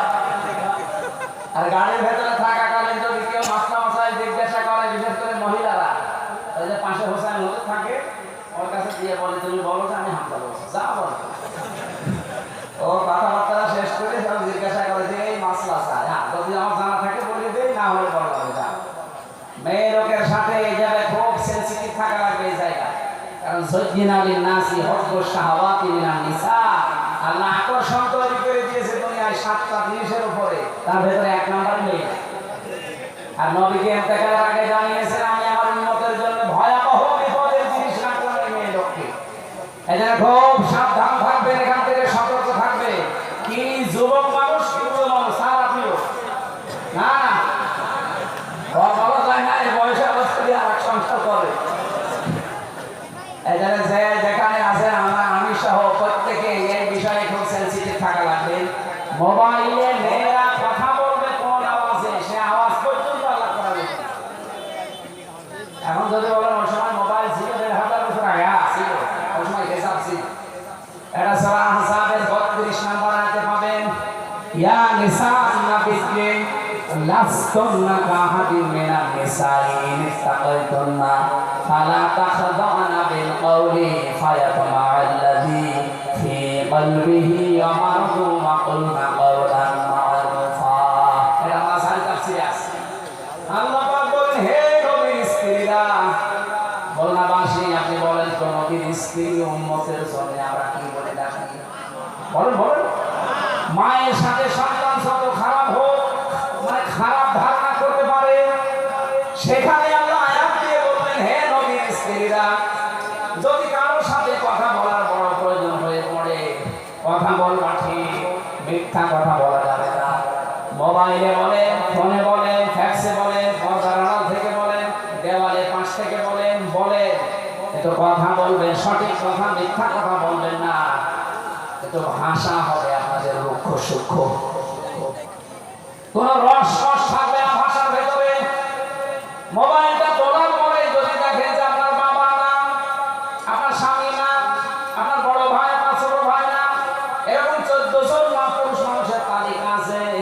মেয়েরা যারা এসেছেন আপনাদেরকে বলছি, সূরা নিসার 22-23 নম্বর আয়াত পড়বেন। এই 14 জন মহিলা এবং 14 জন পুরুষ, এদের বাদ দিয়ে যদি অন্য কোনো মানুষ, এমনকি কাবার ইমামও যদি হয়, আমি হাজাতে বলে কথা, কাবার ইমাম সাহেবও যদি কল দেয়, আব্দুর রহমান সুদাইসি, আপনি কথা বলার পরে সালাম দিয়ে গরম দেবেন। মানে আপনার ভাষা এমন করবেন, বলবেন কি, কাকে চান, কি দরকার, তর্ক শুরু করে দেবেন। মনে করবে আল্লাহ একে মহিলা না চাই, তাড়াতাড়ি কেটে দেবে। আর আপনি যদি একেবারে সাবুরের মতো, এই তো 10 মেয়ে, আমি যদি একেবারে মোবাইল কণ্ঠ দিয়ে বলেন আসসালামু আলাইকুম বিআই সাহেব, ওর মনের ভেতর আল্লাহ বলেন মারাদুন, যদি রোগ থাকে, অসুস্থ থাকে, রোগ থাকে, ওকে লাইন লাগাবে। 2 দিন, 5 দিন, 7 দিন, 10 দিন পরে দেখবেন আল্লাহর রাস্তায় আপনাকে মুসলিম। কথা বলে না, এই বিষয়টা খুব সেন্সিটিভ থাকা লাগবে ভাই। আমি আর কেউ আর জন্য বলছি না, বহু মানুষের আমল নামা কিন্তু আছে, এটা আছে না যে হাঁটা থেকে ইলিয়া ছেড়ে দেয়, কি নাকি ভটকা জল ছেড়ে দেয়, দেখেন না? খুব সাবধানে। এখন কিছু মনে হচ্ছে না যে যেখানে এখন থেকে কথা বলবেন, দরকারি কথা ছাড়া কথা বলবেন না। আর আপনার দরকার কি? অন্যের মেয়ের সাথে, অন্যের বউর সাথে গল্প করা। মান সমাতানা যা নবী বলেন, নাসাব পেতে যাও, বিনা কারণে কথা বলবা না, চুপ থাকবা। আল্লাহ আমাদেরকে হাদিসটা মেনে নাজাত পাওয়ার একটা পথ যেন তৈরি করে দেয়, বলেন আমিন। তাহলে অবৈধ কাজে যারা সুখ পান, একটা অবৈধ সুখ যদি কেউ ভোগ করে, কয়টা শাস্তি পাবে? আল্লাহ আমাদের প্রত্যেকের এই জায়গাগুলোকে কেউ যেন বাঁচিয়ে দেন, বলেন আমিন। সূরা হুজুরাত একটা পারিবারিক জীবন নিয়ে কথাবার্তা বলা, এখানে 14 নম্বর 15 নম্বর আমাদের আলোচনায় আল্লাহ সন্দেহ দূর করতে চান। রব্বুল আলামিন বলেন, ইন্নামাল মুমিনুনা আল্লাযীনা আমানু বিল্লাহি ওয়া রাসূলিহি, অবশ্যই আমি আল্লাহর দৃষ্টিতে, এই দিকে তাকান, আমি আল্লাহর দৃষ্টিতে মুমিন তারা কারা? ইন্নামাল মুমিনুনা আল্লাযীনা, এবার আমি আরবি গ্রামার দিয়ে আয়াতটা আপনাদেরকে বালাগাত মানতে গিয়ে বোঝাতে চাই। ইন্নার পরে যদি মা আসে, বাংলা অর্থ দাঁড়ায় একমাত্র, কেবলমাত্র, শুধুমাত্র, এরাই। যদি মাটা আল্লাহ না দিতাম, আয়াতের ব্যাখ্যা করতে ইন্না বাদ দিয়ে দিতাম। আল্লাহ ইন্না দেওয়ার পরে মা দিয়ে এটা একেবারে নির্দিষ্ট করে দিয়েছে, একমাত্র, কেবলমাত্র, শুধুমাত্র, এরাই। আল্লাহ বলেন এরাই আমি আল্লাহর দৃষ্টিতে মুমিন। কারা? আল্লাযীনা আমানু বিল্লাহি ওয়া রাসূলিহি, যারা আমি আল্লাহর প্রতি ঈমান এনেছে, আমার রাসূলের প্রতি ঈমান এনেছে। এখন আমার প্রশ্ন, এখানে যারা আমরা আছি অন্য ধর্মের লোক একটু কমই আছে, থাকতে পারে হালকা, কিন্তু আমরা যারা 100 জনের এখানে প্রায় 90 জন বসে আছি, তারা সবাই আল্লাহকে বিশ্বাসী। বলেন বলেন, তাহলে এই আয়াতটা প্রথমে দিলেন কারণ যে আমার দৃষ্টিতে তোমরা সবাই মুমিন না, মুমিন তারা যারা আমি আল্লাহকে বিশ্বাস করো। তাহলে আমরা শোনার পরে তো আমাদের এখানে নড়াচড়া করার কথা না, যে আমাদের জন্য আল্লাহ বলেন নাই, বলেছে ওই হিন্দুদের জন্য, খ্রিস্টানদের জন্য।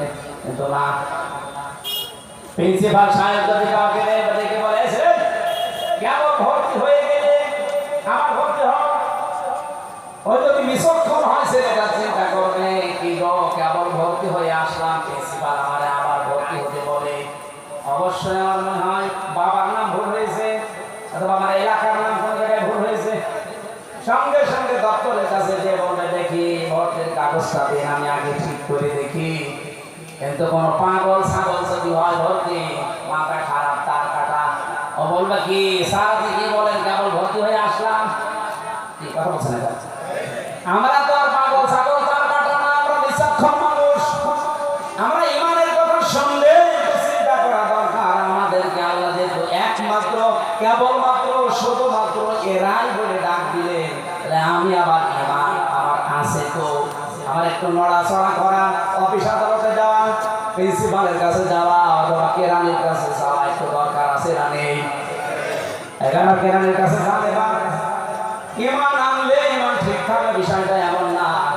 এখানে যারা ওযু করে বসে আছেন, ওযু করলে ওযু থাকে না, 7 কারণে ওযু ভেঙে যায়। কয় কারণে? নামাজ পড়লে নামাজ হয় না, 19টা কারণে নামাজ ভেঙে যায়। রোজা রাখলে রোজা ঠিক থাকে না, 7টা কারণে রোজা ভেঙে যায়। হজ করলেও হজ ঠিক থাকে না, 5টা কারণে হজ ভেঙে যায়, নষ্ট হয়ে যায়। দুনিয়ায় যত ফরজ জিনিস আল্লাহ কোরআনে দিয়েছেন, প্রতিটি জিনিস নষ্ট হয়ে যাওয়া, ভেঙে যাওয়ার পেছনে কিছু না কিছু কারণ আছে। আল্লাহ পাক বলেন, ঈমান যারা আনলে আমার দৃষ্টিতে তুমি ঈমানদার আছো কিনা, এটা কিন্তু এখন হিসাব নিকাশ করা লাগবে। কারণ ঈমান আনলে ঈমান থাকে না, ঈমানও ওই ওযুর মতো ভেঙে যায়। ঈমান ভেঙে যায় 10টা কারণে। কয়টা? হয়তো নামাজের বিষয়, রোজার বিষয়, ওযুর বিষয়, এগুলো বলতে পারবে। বলেন তো, স্যারকে জিজ্ঞাসা করেন, ঈমান ভেঙে যায় যে 10টা কারণে বলতে পারেন। এমনকি আমারও আন্দাজে যদি বলতে আমিও পারতাম না। আমি পড়াশোনা করে সেটাই বলতে পারছি। এখানে 100 জনের আমার মনে হয় 90 জনই আমরা জানি না যে ঈমান কি করে ভেঙে যায়। ওযু ভেঙে গেলে ওযু দিয়ে নামাজ হয়, কথা বলেন না কেন? ভাঙা ওযু দিয়ে যেমন নামাজ হয় না, ভাঙা ঈমান দিয়ে আল্লাহর জান্নাতে যাওয়া এটা কঠিন জিনিস। এখানে ঈমান আনা লাগবে।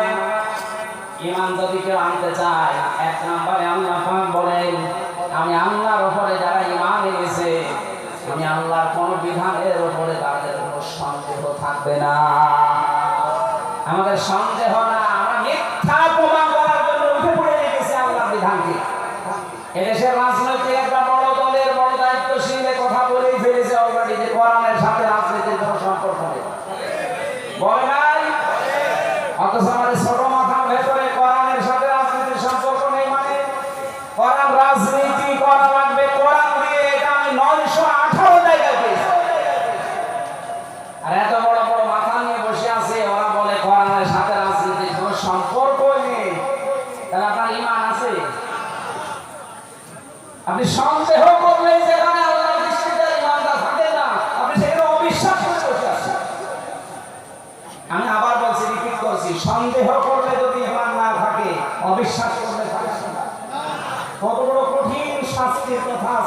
সূরা আরাফের 40-41 নম্বর আয়াত।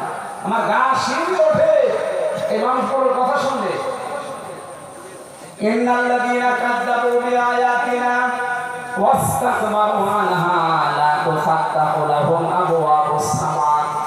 রব্বুল আলামিন বলেন, নিশ্চয় যারা আমার আয়াতকে মিথ্যা প্রতিপন্ন করে, আমার আয়াতকে যারা বিশ্বাস করতে চায় না এবং অহংকার করে মুখ ফিরিয়ে চলে আসে, এই নারী কমিশনের যে 13টা আয়াতের প্রতিরোধ দোষারোপ অলরেডি করেছে, এই কমিশনের সাথে যারা আছে এরা যদি তাওবা না করে এদের জানাজা পড়াও জায়েজ নেই। ওদের হিন্দুদের মতো ঘুরিয়ে ফেলা লাগবে, কারণ ওরা আল্লাহর কোরআনে শুধু অবিশ্বাস না, আয়াতকে অলরেডি মার্কে দিয়েছে। আল্লাহ পাক বলে যারা অহংকার করবে মুখ ফিরিয়ে চলে যাবে, কি করব তাদেরকে যেন লা তুফাত্তাহু লাহুম আবওয়াবুস সামা, ওদের জন্য আকাশের একটা দরজা খোলা হবে না।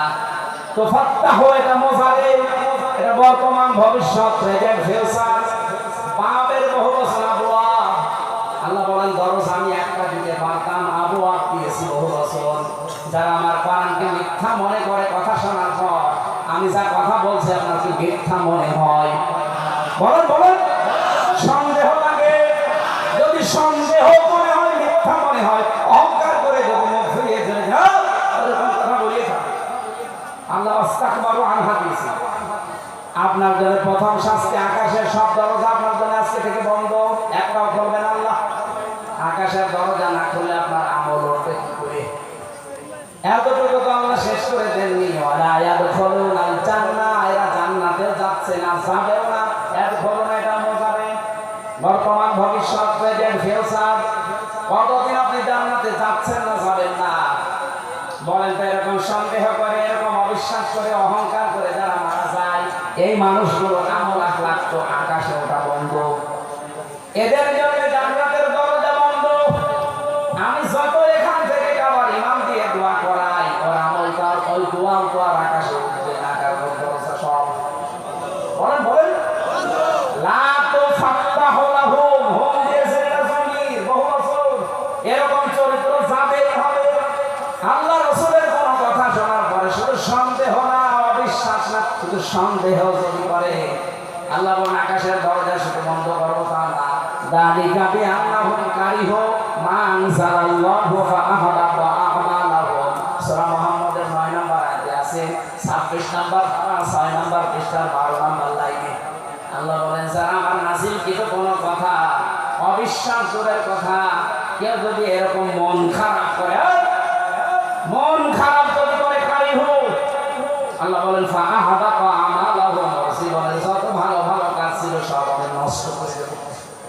একটা বার করে যেন আমলের বহু বছর আমল দিয়েছে। বাংলাদেশে আয়াতগুলো মিলালে আমার বড় আফসোস লাগে, দুঃখ হয়। বহু হাসির জীবনের পেছনে সব ধ্বংস হয়ে গেছে। এই কথা বলছে না, এরকম মানুষ এখানে নেই। কথা শোনার পরে ওর কাছে রাজনীতি বন্ধ করছে, না হুজুর এই দিকে থেকে বলে, এদের দিকে যদি করা না থাকতো জীবনের দিকে আমি কথা বলতাম না, কারণ ওনার সাথে আমার রক্তের কোনো সম্পর্ক নেই, আত্মীয়তার কোনো সম্পর্ক নেই, সম্পর্ক কোরআনের কারণে।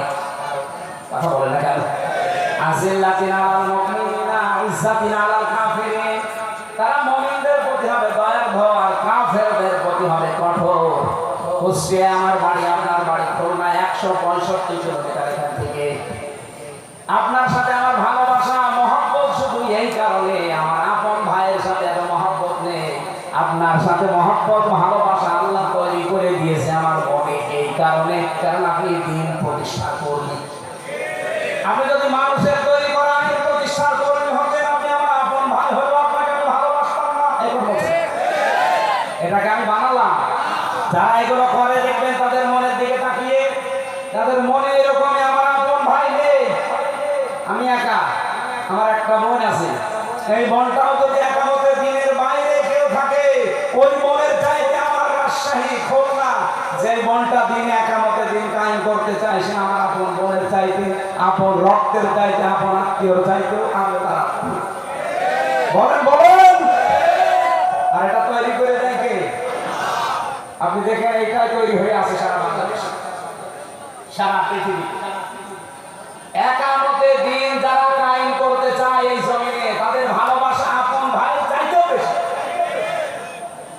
আপন ভাই আপন বোনের সাথে এত মহব্বত আল্লাহ তৈরি করে দেয়নি, অথচ বাড়ি আমার খোঁজ কুষ্টিয়া, আপনার বাড়ি খোল না, এত দূরের থেকে মহব্বত তৈরি করে দিয়েছে কে? কোরআনের সাথে তাদের মিলে যায়, আমি তো তার কথাই বলবো। আপনি কোরআনের কথা শোনার পরে যদি সন্দেহ করা, মন খারাপ করা, কারিহু বিমান সাল্লাল্লাহ, কেউ মন খারাপ করলেও ফাহাবাতা আমালাহু, একটা আমল থাকবে না, সব নষ্ট হয়ে যাবে। কত মানুষের নষ্ট হয়ে গেছে, এখনো যাচ্ছে, আপনারটা যাচ্ছে কিনা আপনি বলেন তো?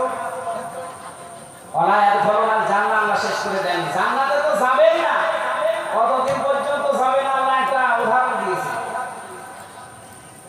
হাত্তা যতক্ষণ ইয়ালিদাল জামালু ফি সামনিল খিয়ার, ইয়ালিদা মানে প্রবেশ করা, জামাল মানে উট, সামন মানে ছিদ্র, খিয়ার মানে সুস, সুসের ছিদ্র দিয়ে উট যেদিন প্রবেশ করে যাবে ওই দিন ওই লোকটা জান্নাতে যাবে। সুসের ছিদ্র দিয়ে চোখ খারাপ থাকলে সুতাই পড়াতে পারে না, সেখানে উঠ যাওয়া সম্ভব। কি উদাহরণ আমরা সেট করেছেন, ওয়াকাযালিকা নাজিজিল মুজরিমিন, পাপিষ্ঠদেরকে আল্লাহ এইভাবে শাস্তি দেবেন। এজন্য ঈমান যারা এনেছেন আল্লাহর প্রতি, আমানতু বিল্লাহি কামা হুয়া বিআসমাইহি ওয়া সিফাতিহি ওয়া কদিরতু জামিআ আহকামিহি ওয়া আরকানিহি, সাবধান হয়ে যান আজকে থেকে আল্লাহর কোন বিধান শোনার পরে সন্দেহ, আর রাসূল হয়ে আল্লাহর রাসূলের উপর সন্দেহ করে না। বিশ্বনবীর নিজের 23টা বছরের নবুয়তের জিন্দেগীর 13 বছর আপনি মানেন, 10 বছর মানতে গেলে আপনার কাছে কষ্ট হয়। আপনি এখনো আল্লাহ রাসূলের দৃষ্টিতে একমাত্র কেবলমাত্র শুধুমাত্র এরাই যে আল্লাহর দৃষ্টিতে মুমিন আপনি হতে পারেননি। সম্মালাম ইয়ারতাবু, যারা সন্দেহ করে না, ওয়াজাহাদু বিআমওয়ালিহিম ওয়া আনফুসিহিম ফি সাবিলিল্লাহ, যারা চেষ্টা করে, সাধনা করে, সংগ্রাম করে, জিহাদ করে, প্রচেষ্টা চালায়, জান আর মাল দিয়ে আল্লাহর জমিনে আল্লাহর দ্বীনকে কায়েম করার জন্য তার রাস্তায়। এবার ফি সাবিলিল্লাহ না দিলে আমরা অর্থ করতে পারতাম, কেন তিনি সাবিলিল্লাহ লাগিয়ে দিলেন? কারণ আল্লাহর রাস্তা ছাড়া এই জমিনে এমন রাস্তা আছে যেখানে মানুষ অর্থ সম্পদ জীবন খরচ করছে, তাদেরও কষ্ট হয়। মানুষের তৈরি করা আইনের জন্য যারা দল করে, যারা চেষ্টা করে, যারা সম্পদ খরচ করে, যারা মিছিল মিটিং করে, যারা ভোট করে, তাদের কষ্ট নেই। একবার বলেন না কেন? এজন্য আল্লাহ রাস্তাটা লাগিয়ে দিয়েছেন ফি সাবিলিল্লাহ, আল্লাহর রাস্তা হওয়া লাগবে। আপনি নিজে ভেবে বলেন তো, যেটা করছেন এটা কি আল্লাহর রাস্তায় না মানুষের তৈরি করা রাস্তায়? উলাইকা হুমুস সাবিকুন, আল্লাহ বলেন এরাই, এইভাবে মনে হচ্ছে দেখিয়েছে উলাইকা, এরাই, উলাইকা হুমুস সাবিকুন, এরাই আমি আল্লাহর দৃষ্টিতে সত্যবাদী। শুধু সত্য কথা বলতেই মানুষ সত্যবাদী হয় না, সত্যকে সত্য জানার পরে নির্দ্বিধায় সংকোচহীনভাবে বিনা প্রশ্নে দ্বিধাহীন চিত্তে যারা মেনে নিতে পারে, এরাই হচ্ছে আল্লাহর দৃষ্টিতে সত্যবাদী। যেমন ছিলেন আবু বকর সিদ্দিক, এটা বলেন না উনি কি সিদ্দিক সত্যবাদী না? সিদ্দিক আকবর ছিলেন। এজন্য এই জমিনে আল্লাহর রাস্তায় আমরা যারা কাজ করছি, নারী হোক আর পুরুষ হোক, আমরা একে অন্যের সম্পূরক পরিপূরক ভাই বোন, আমরা চাই এই জমিনে একে অন্যকে সাহায্য করে আল্লাহর জমিনে আল্লাহর দ্বীন আমরা যেভাবে হোক কায়েম করার চেষ্টা চালাবো।